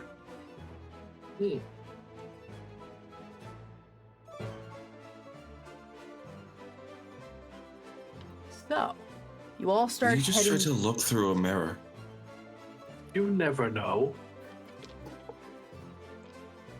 Two-way mirrors are a thing. I feel like you'd be able to tell that, like, real easy. Just...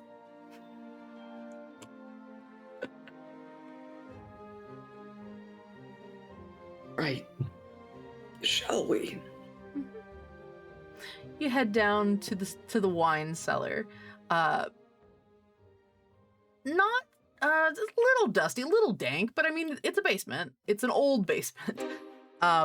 There is lots of very expensive wine here, and the only way that I would say, Jonathan, you're probably very like, yeah, this is all very pricey. Most of you just know because it's all old. Yeah, we'll fudge it a little bit and say, you know what year it is, and this is all like multiple centuries old of wine. Lots of different types from many different locations.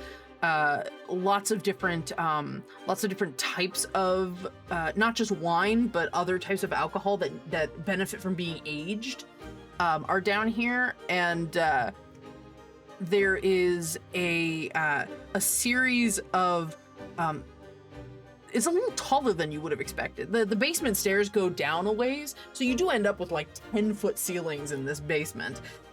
Everything is in very neatly carved and masonried stone. There's almost like a tile work on the floor. You see beautiful mosaics on the floors. There are some of the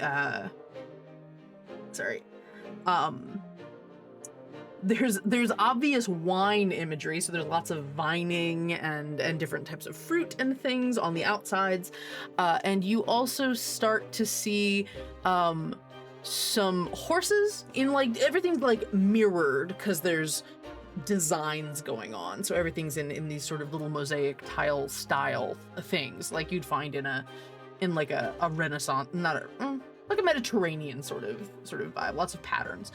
And you start to also see swords that appear to look like the sword that Avario the Substantial carries around with him. So you see a lot of very personal iconography here in the wine cellar. This seemed to have been a very close to his heart sort of place that he would want it marked like that.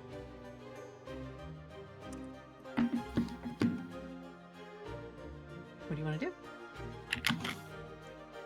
Look around for the same type of clues. Okay. Possibly get another name. Yeah, let's go with investigation. Ruffles. You usually are the one to pick up the most things out of the rest of us. Sure, you can roll with advantage if you'd like to assist, so that you can get the most biggest bang for your buck. One roll and 18. 18, very nice. With an 18, you get a 24. So you start. It's like, fine, I'll do all the work, and you start walking around, looking at the tiles beneath things, and you do find that several areas in the wine cellar are marked by, like, they're almost categorized, so it's like the reds and the whites and the sparklings, and they're in their own little alcoves where there is a central mural in the tile work. You find that the first one, when you first walk in, is labeled my brain is just sometimes like, this is so fucking stupid.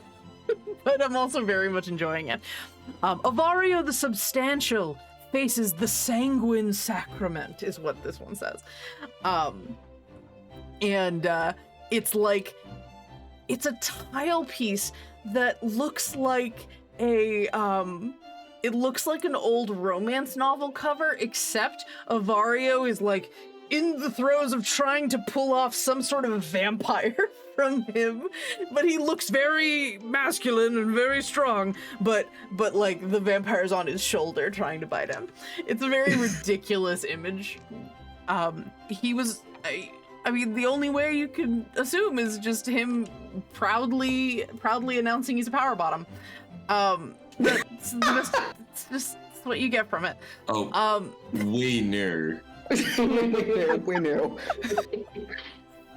So you take a look and you see that the story of the Sanguine Sacrament moves through the different parts of the wine cellar, and you see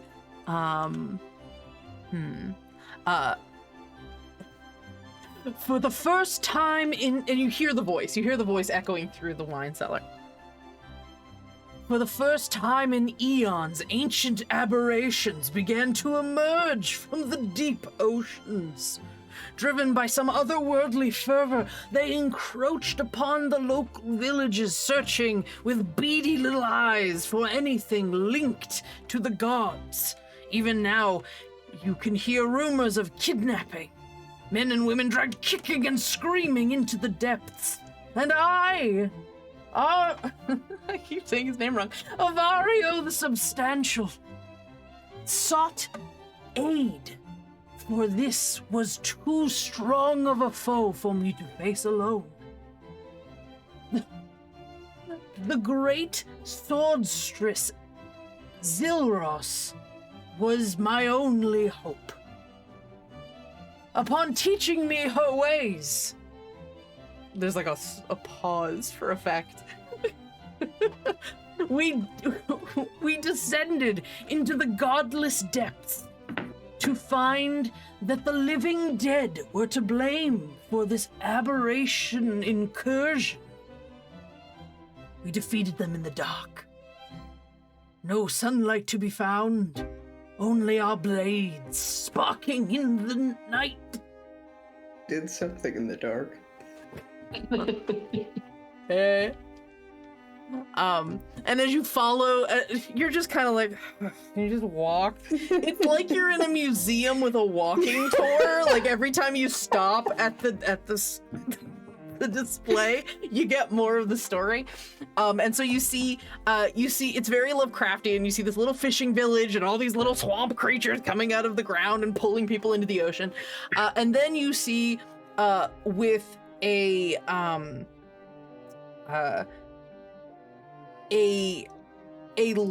tall, broad-shouldered half-orc woman with blades, and there's like this ripple effect happening on the outside of her in the mural, and you see an action shot of her fighting some of these fish people, and it's almost like how you would in a comic book try to express somebody moving at fast speed. There's like a blue duplicate of her in these like wavy lines rushing forward with swords, and like there's a fish dude that's like in half and like has been sliced by the sword, and it's just like but like upside down.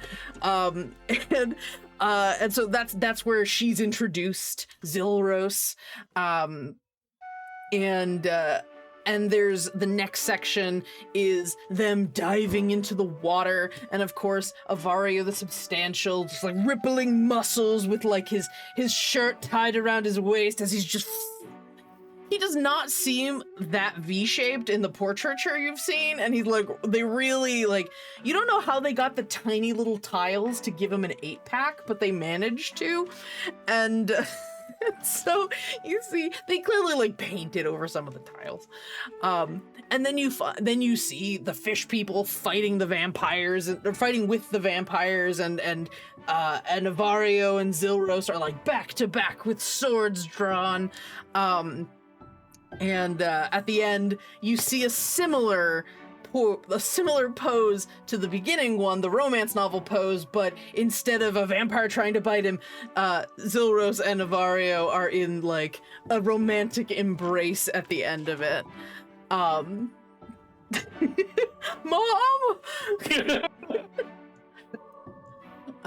Mother, how could you?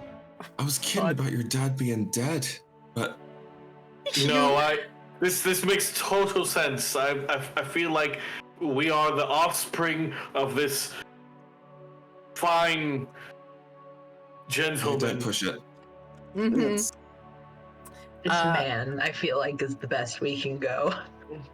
And you see on her armor that she wears that sort of eagle iconography on her chest plate, and it says the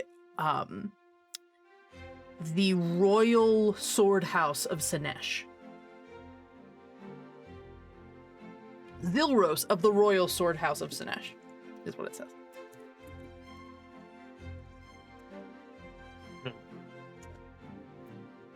No relation. No, not at all. No. You're clearly Willward. So, Not Sinesh Clearly. at all. but if that's your last name, does that mean your first name is still Hat? Possibly. Sure. Pat Sinesh.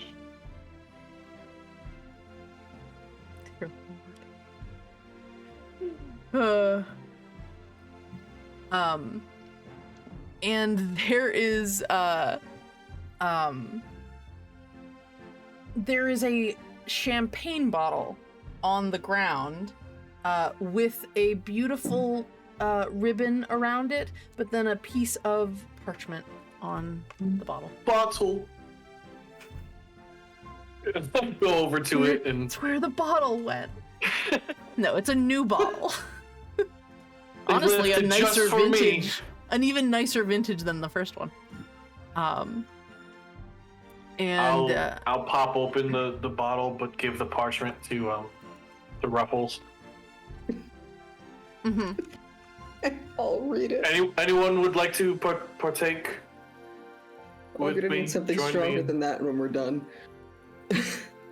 Yes, I will join with you. Thank you. I take the first swig and pass the bottle. Swig, and then I will read. It's very good. It's very bubbly, like. And Our father. Our father, apparently. So, it says, ever closer do you reach your treasure. Your final task, sorry for the fib about the 3, is,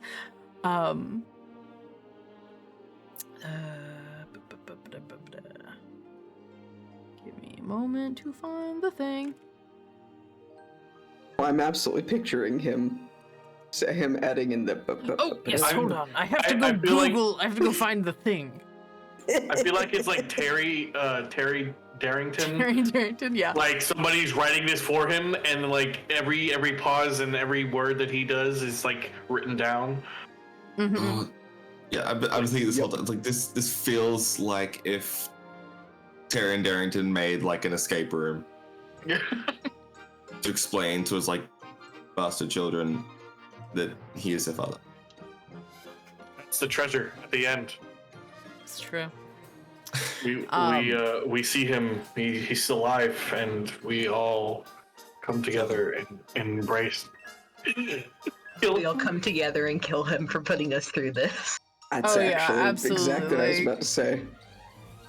It's like, no wonder you had to wipe our memories to get us to do this. Just we'll all bond over murking the shit out of our father. It's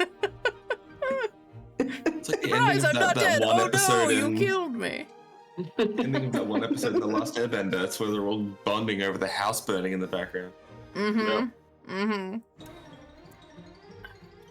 I lost it. Hold on. I gotta find it again. I had it.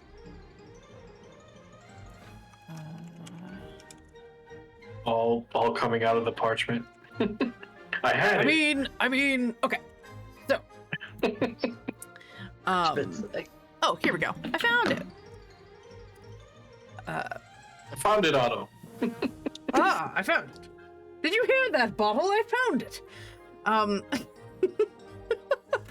No. So the final thing that's written on the paper, and you hear it in his voice. It does come out of the paper this time. Making mortal probation once firmly in place, an enduring summation etched in my face.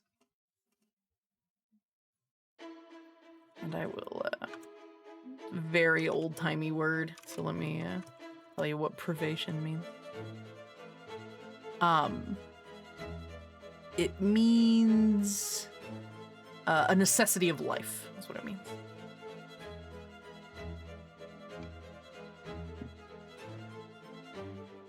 Do we have to go back to the dining room? That's what I was actually about to say. It's probably a portrait. Yes. Face. We're gonna go back there, and he's gonna be sitting in that chair, isn't he? Well. What do you think, Parrot? I mean, your name was Raymond. Yes. You hear just a crow just flies around you, Sinesh. I got it right this time. Full name is. Damned. You leave him out of this. I mean, at the very least, we can check it out. If we're not right, then spin up somewhere else. shall we? So you ascend from the gravestone. You ascend from the... Not that. From the basement. From the basement? What the fuck? Gravestone. From the basement, and you head to the dining room. You see it's mostly cleaned up at this point. You don't see any sign of bottle. I assume you bring the champagne with you. You're Yes. just carrying it around. And you go in, and all the flowers have been placed around the portrait, and it's pretty empty. The only painting in this room is the portrait. Why don't you guys give me an investigation check again? Do you want to rely on, okay, here's my first question. Are you going to do process of elimination and assume what Jonathan's name is? No. No? We never Okay, assume. we need proof of it.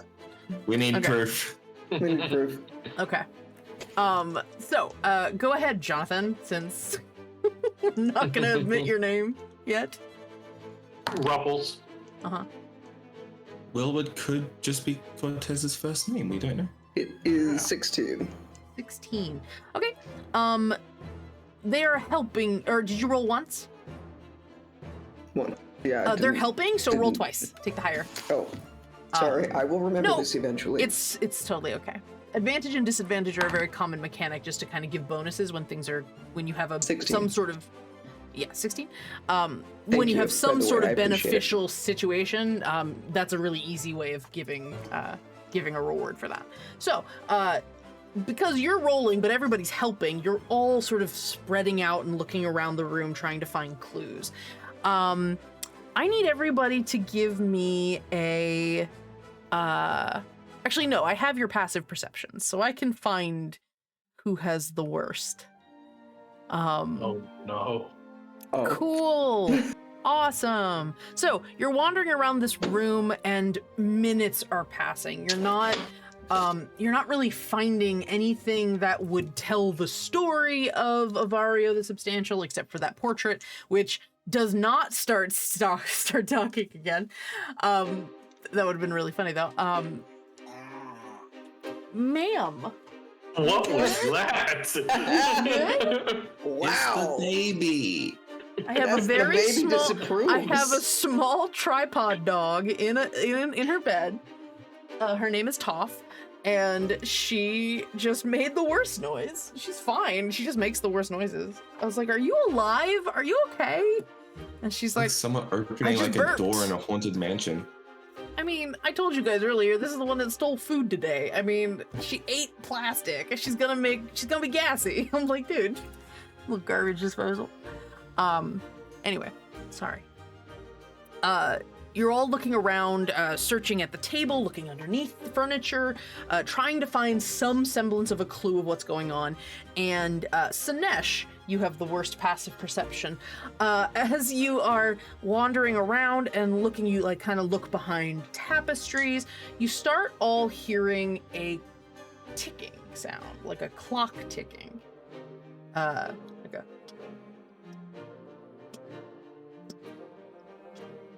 Do you do anything as you hear the clock sound? Or do you like beat up looking around? Do you leave the room? Do you just wait and see what happens? What do you do? May have drank too much. Do you hear that, or am I the only one that hears the ominous I sound hear of the ticking? ominous sound. It is possible that we are not on the right track. I haven't found anything. Have any of you found anything? It's speeding up. I'm going to leave the room because I am Get out of scared. the room. All right, so you start leaving, and it starts getting faster, like exponentially faster. And then, Sinesh, as you're getting around the table trying to get to the exit, there is along the walls, some of the things that are in the room, there are some like sort of embedded statuary in the walls that kind of look like knights that are like suits of armor, but it's holding an axe, and you see you barely see the axe just start falling right in your path. I need you to give me a dex save. Oh no. God! So roll your d20. What have I done? My dad was a dick. Hey! Nat 20. Nat 20. So 21 total for your dex save. Wow. And I'm strong. I'm not dexterous. And wise. You see the axe just out of the blink of your eye, my brain is not working right now. The words aren't connecting the way they're supposed to, so please forgive me. In the blink of an eye, you see the axe falling down, and you think, oh no, no, no, and you reach down for like a sword or something to protect yourself as the axe is falling, and you see a flash of your arm, but it's like translucent and reflective as you all see Sinesh sort of step out of himself and like hit the axe, but Sinesh is like the corporeal Sinesh is just standing, like freaking out a little bit, but this like copy of him has blocked a little bit this axe, and the axe kind of falls a little to the side, and it's got this almost like ripple coming off of it, of movement and like energy, this echo of him essentially. And what my mother did in the depiction. Don't do everything your mother did in the depiction. And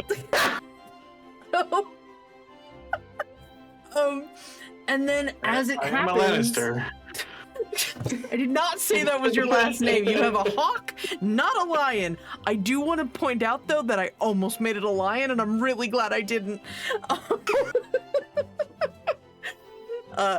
And right when that axe moves, or rather when that axe is pushed out of the way, that reverberating copy of you just sort of like steps in your way as you're this all happens in like a really quick succession. You're still moving, trying to get out of the way of this axe. So it just kind of steps into your path, and you just kind of step back into it, and it's gone.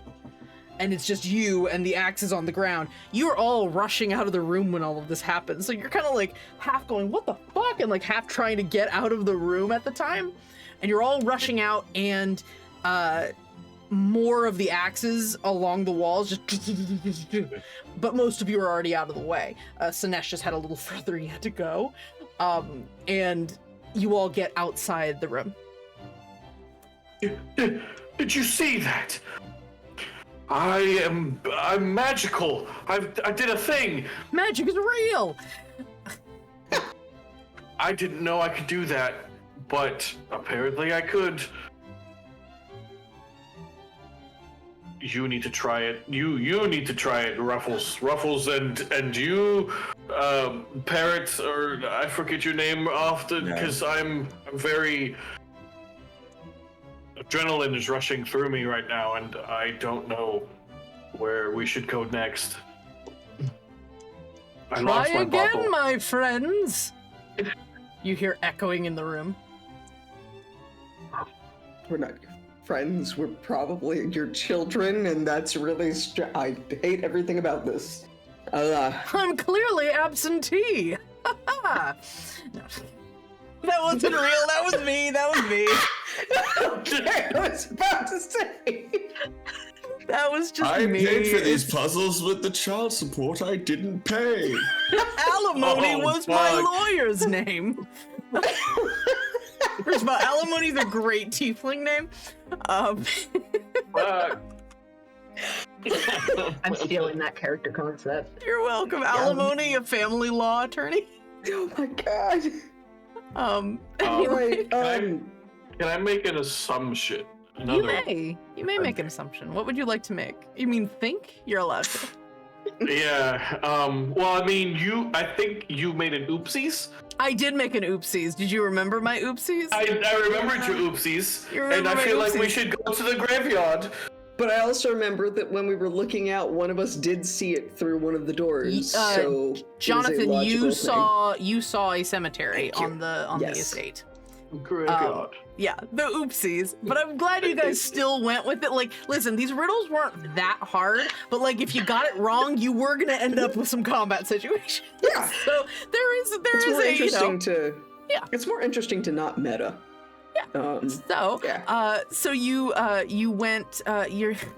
You all take a moment to breathe, and then Jonathan, totally no idea what their name is, because I saw a graveyard, and you guys can go out to the estate. So as you exit the main graveyard, as you go, it's specifically Tombstone. Mm-hmm.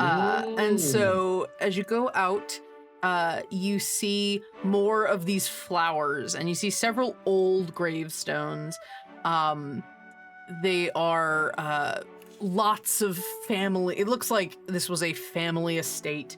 Lots of not only lots of gravestones, but also very wide stretches of time between all the gravestones. Lots of substantials. No one named Substantial, unfortunately. That appears to be a moniker, an epithet he earned from his decades and decades of adventuring. Let's see. You find that their names are, the last name is Albacelius, is actually the last name. And you see a bunch of them listed on here. Listed on the different gravestones. But if you follow them to their natural conclusion, the newest gravestone, which does have a little bit of green growing on the plot, there's lots of flowers growing. These lilies, there's a bunch of them. All the ones that were in the bed or in the dining room. And you find that there is you all go to the gravestone, and you see it says, Avario Abacelius. He tried his best. Maybe he'll do a better job after the fact.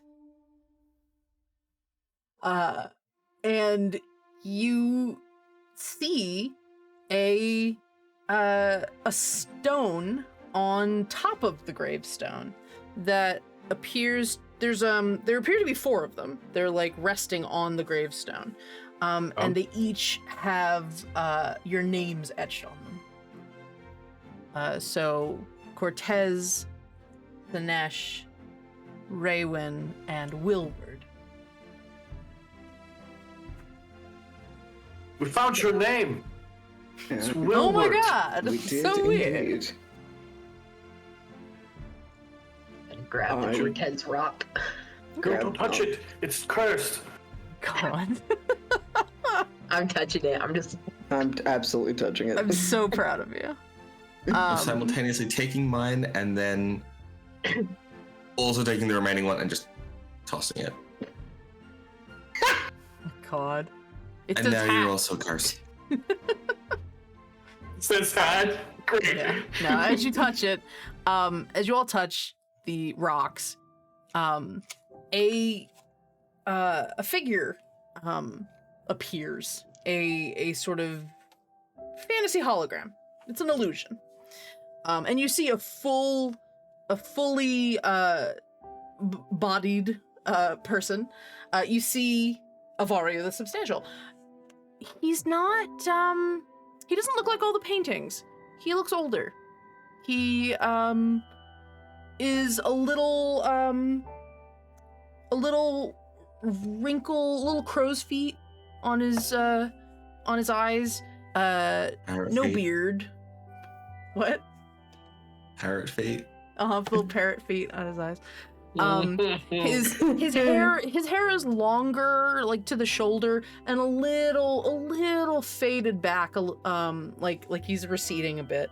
And he just looks like an older elven man.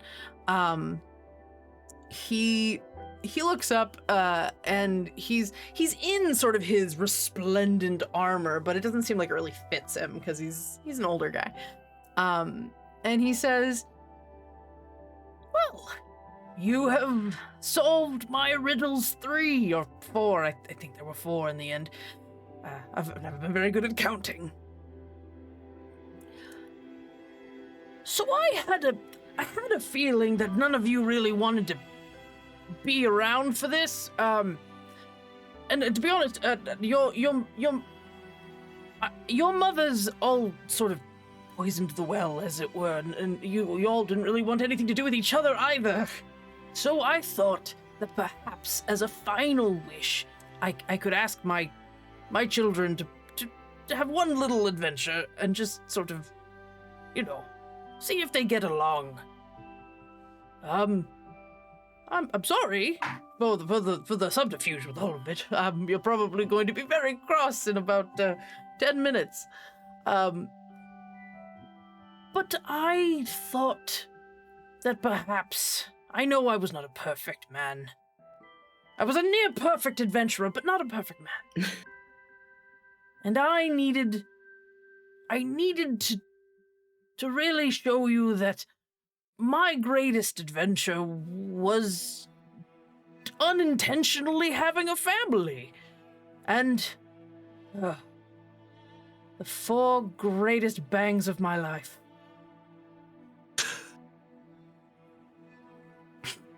Sorry. Can we shut this off? We can't. He keeps weaving between heartfelt and he's a cad. Hey, Brandon, remember at the beginning of the session when we said, Chad. "Oh, look, we found the Chad"? Yep. You did. Chad. He's just undead Chad. And he says, but seriously, I'll be here all week. I won't. I'll be here for a while, actually, it seems. I hope that you all find something of value here, even though you did not wish to find it when we could have spent it together. That's not a guilt trip, I promise. That's just, sorry.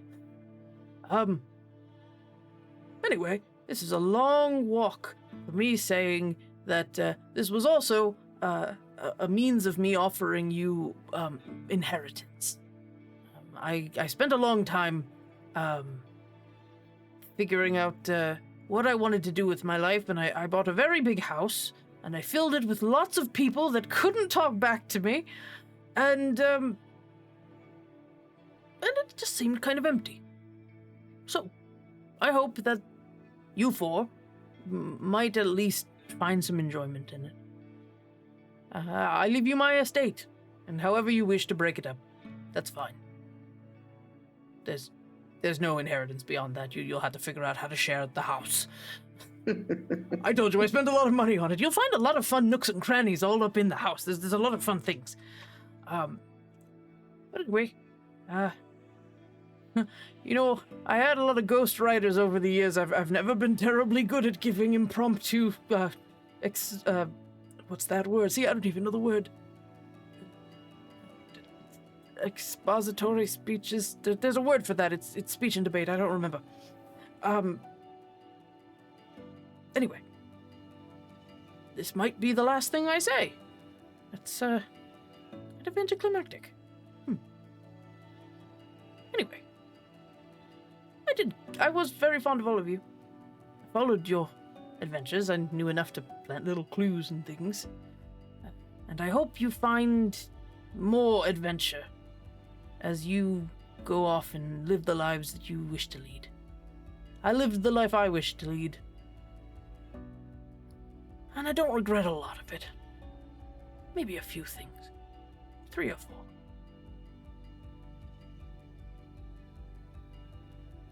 It was 3 and it was a lot of you.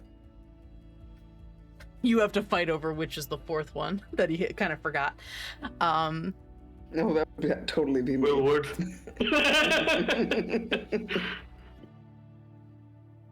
And he doesn't look at, the real joke of all of this is that he addresses each of you individually, but he's definitely not looking at the right people at the time because he's just assuming an order. And he says, make sure you're names are up here. Oh. Hiya, beard. Ruffles. Parrot? Parrot, I love that crow you got. He says, some of you are so formal. Cortez, you're... I'll move Cortez into my spot. Right where he's looking. You have burned with a ferocity I have not seen very often in my days. I suspect that you will champion for many causes that, for which you will be a bright beacon. You might not share your mother's, intent to, do no harm, but you certainly have her calmness of spirit most of the time.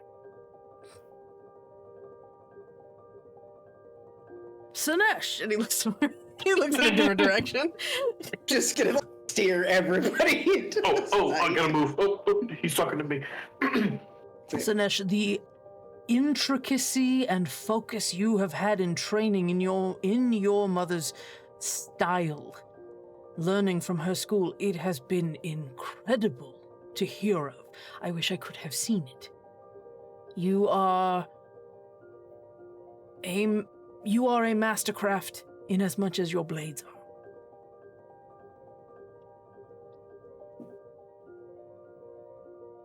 Parrot. No, I'm just kidding. Raywin, you have been the farthest from my... Yeah, just... you have been the farthest from my sight. Far deeper and darker than any place I dared to go. But you still bring with you the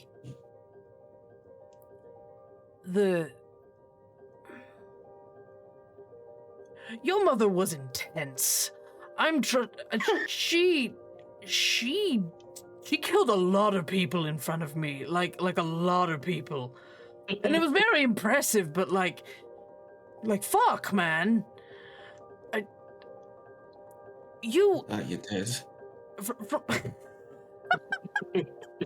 Yep.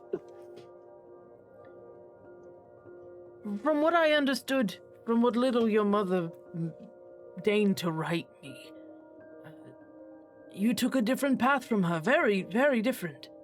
You committed to a guardianship rather than a taking of life, and as disappointed as she might have been in your choice of vocation, she was never disappointed in you. And that's saying something, because she was a tough lady to please. I assume. She's gonna outlive everyone I know, probably. I hope that your chosen vocation brings you as much satisfaction as hers did to her.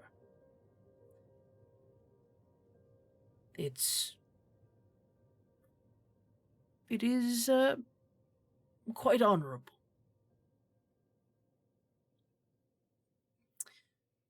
Willward, you seem like a shit. But I mean that in the best way possible. All of my favorite people are shits. You are disturbingly brilliant, I must say. I'm rather glad we didn't meet when I was alive, because what probably would have occurred is that you could have ruined me before I ruined myself. I don't think anyone will ever get one up on you. You seem like a razor-sharp mind. Not seem, you clearly are. It took 3 tries to get you an invitation to this thing. You managed to juke at least 3 of the different people I tried to serve you papers with. I don't doubt that you'll find your way no matter what comes at you. You are, I dare say, inherited at least a little of my wiles. But you're probably better at using them. Honestly, that's probably what you all have in common. You probably took whatever I gave you. Honestly, it probably gave you pointy ears, and that's about it. And you're gonna do better with it. But does Firebeard have pointy ears? Mm-hmm. A little bit. Oh. We should look at that. I'm sure you all have spent the last several hours learning everything about each other and know every small detail. I hope at least the few hours you've spent together have given you a chance to find something a little bit more than I managed to give you, which is an actual family. Don't let your mums convince you that you're all terrible. Like, get to know each other. Even after you remember all the things they probably told you about each other. I poisoned the well, not them, I'm sure. Well, I don't know how long this illusion thing actually works, so the last thing I'll say is... And the illusion goes away. Well, that's going to eat at me for the rest of my days. I feel like there's probably something stupid anyway. Y'all want to just burn the house down? Yes. With Bottle inside. No. You have to save Bottle. Let's not burn the house. Let's...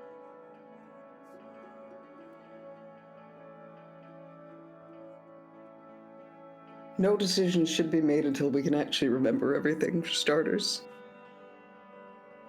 Yeah, I'm gonna agree with that one. No, I say we burn the house down. That's what you Absolutely don't get not. to say. I'm switching my vote back to no. Oh. You're alone on this.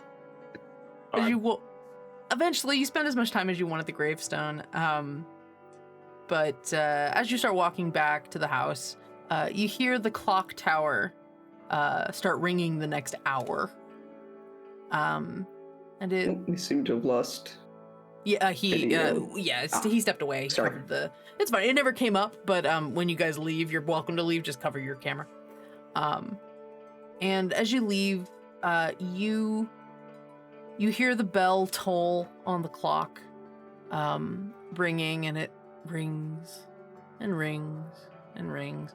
And the last ring out of the bell, there is this, it's almost overwhelmingly loud in your heads, and there's a little bit of a, oh god, and you get like a migraine, and when it kind of fades and the light that flashes behind your eyes fades, you are behind the house of your dead father,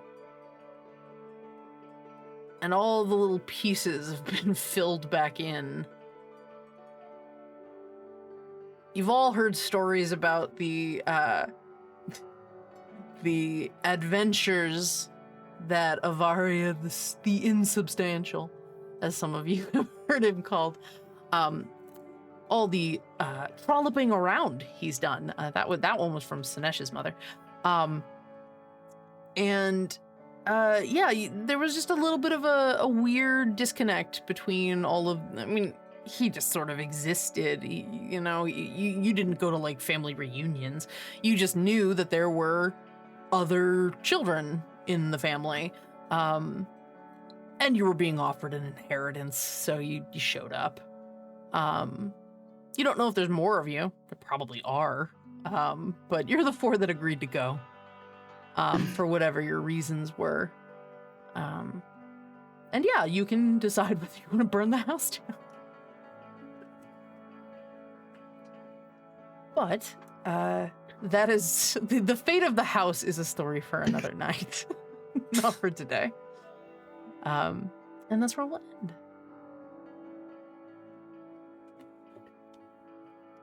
Bam. job. Surprisingly more feelsy at the end than I expected. You got me feeling bad for Fantasy Kyle. I know. I don't. Right? I don't know why, but for some reason, there is something very potent in Tabula Rakshasa that happens on several of the sessions where there's just this little poignancy to figuring out who you are and how you're connected that like is really soft, and it's happened a few times now. Some of them are caused by the players, because god damn it, Devin.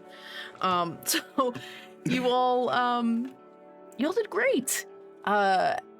Thank you so much, audience, for watching, and Mouse for submitting for some clues. You actually determined the order I was revealing names.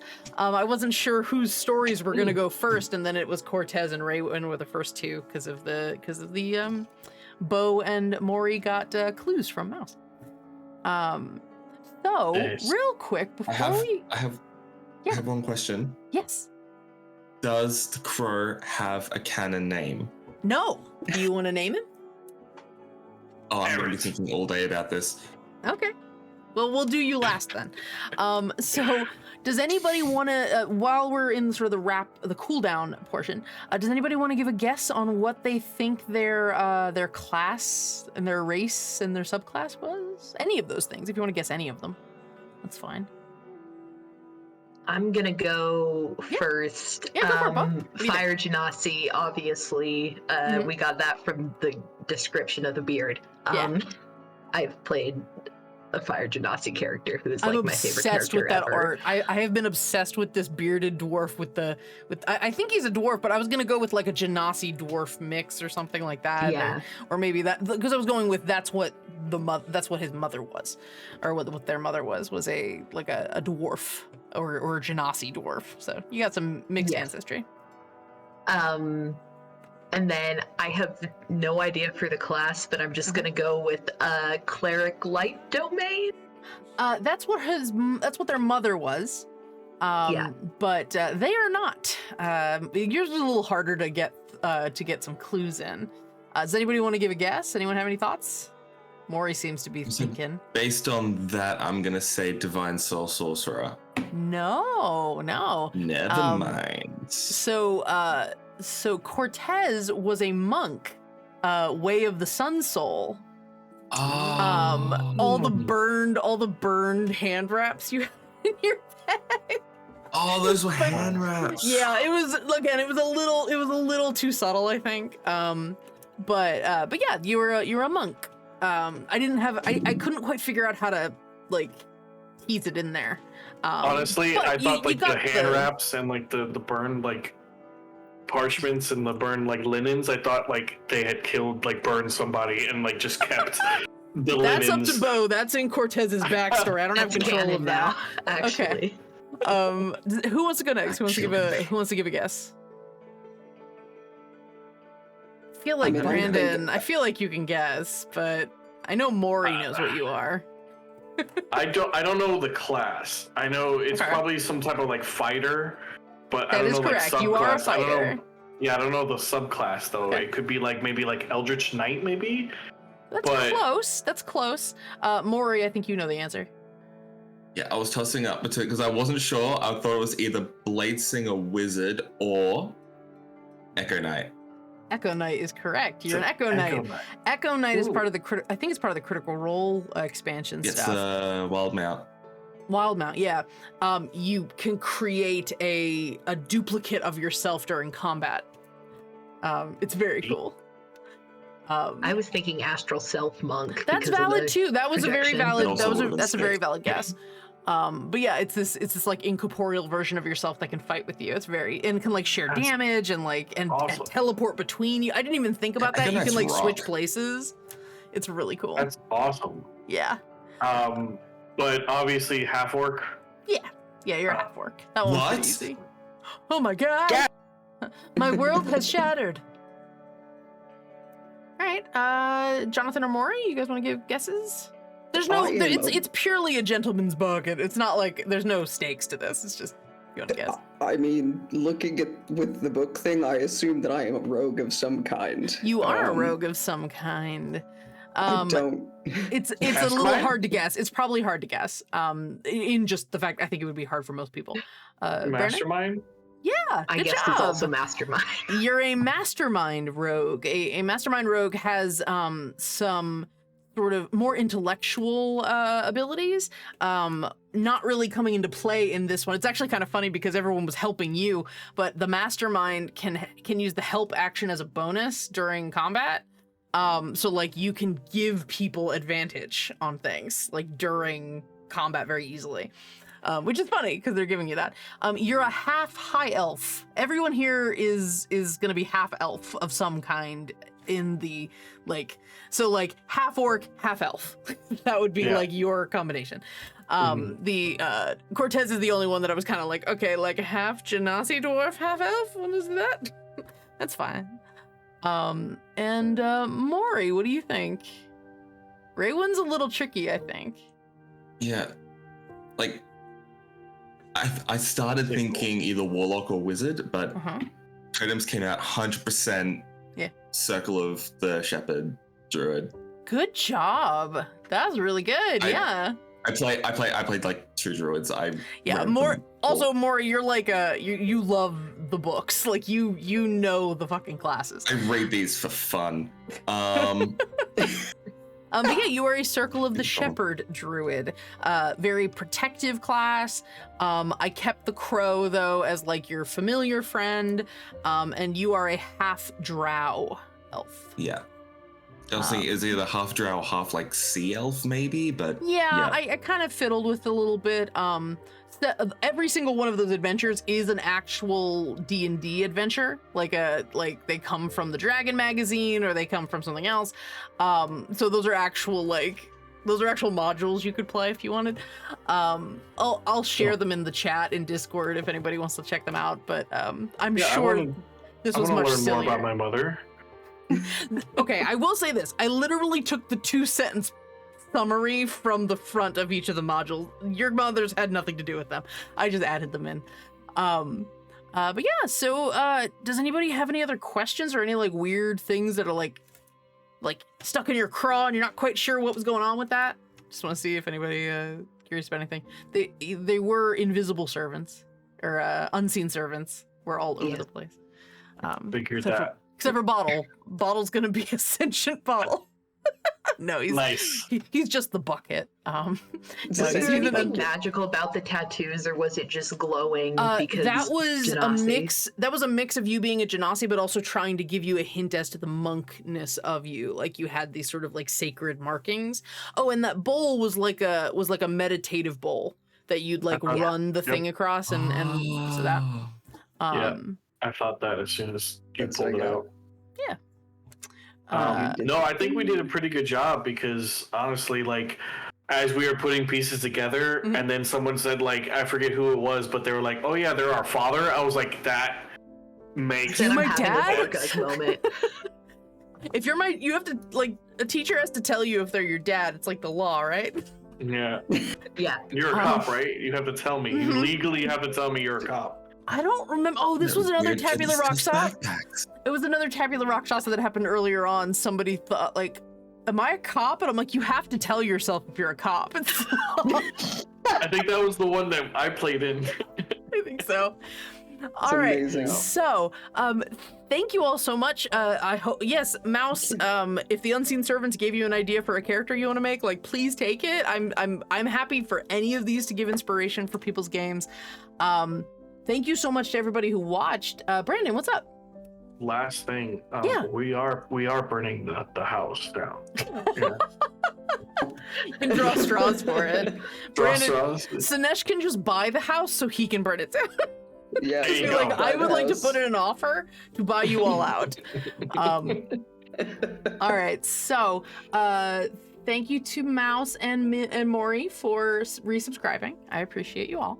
And Jonathan, thank you for following us. They're just looking at who had Twitch activity today. You guys were amazing. You did so well. It was such a fun session. I hope you had a good time. And everyone in chat, thank you so much for joining us today. You can, let me make sure that everybody's player names are up. And That way, if you want to check them out, you have you have places you can go. Does anybody have anything they want to plug or anything? Or just want to say, like, check out my Twitter or TikTok or whatever? It's all good. I mean, I normally do plugs for stuff, but if nobody else is doing it, I would feel really awkward just talking for a couple minutes. That's fine. Nothing of value to sell. Oh, that's not true.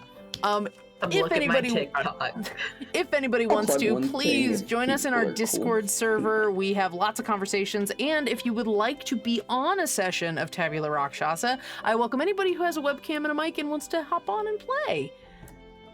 What was that? What was the finger, Brandon? I was gonna say we may have lost a father, but we gained siblings. Aw, some half siblings anyway. The real treasure was not the friends we made along the way, but the family we made along the way. Yeah. The real treasure was the dad we buried a week ago.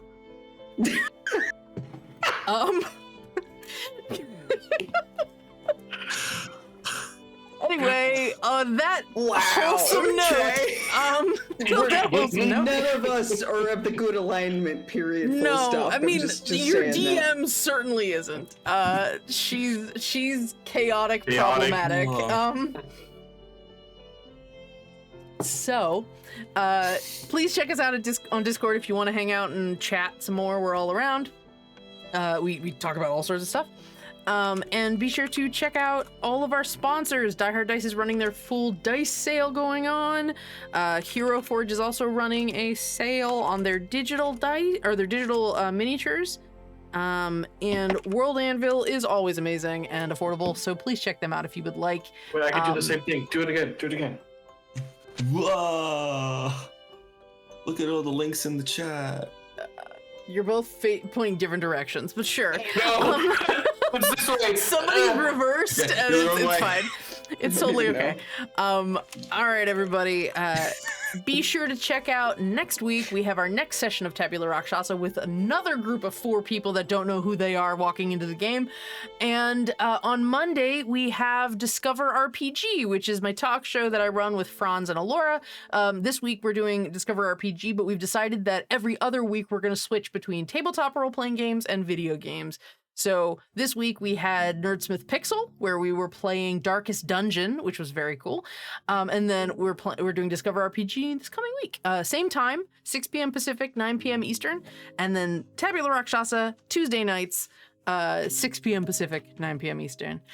If you follow us here on Twitch, you'll find out when we go live. Or if you follow us on that other site, we're on Twitter still. It's fine. We'll see if it's still around next week. As you can find us there, we also post when we go live. Everybody have a wonderful rest of your evening. Have a great week. Hope to see you here next week. And please make good choices. And above all, don't. Burning a house down. The one thing that your dad didn't say was don't do anything I'd do. Please, though, for all of us, do us a favor and be good to each other. All right. Goodbye, everybody. Good night.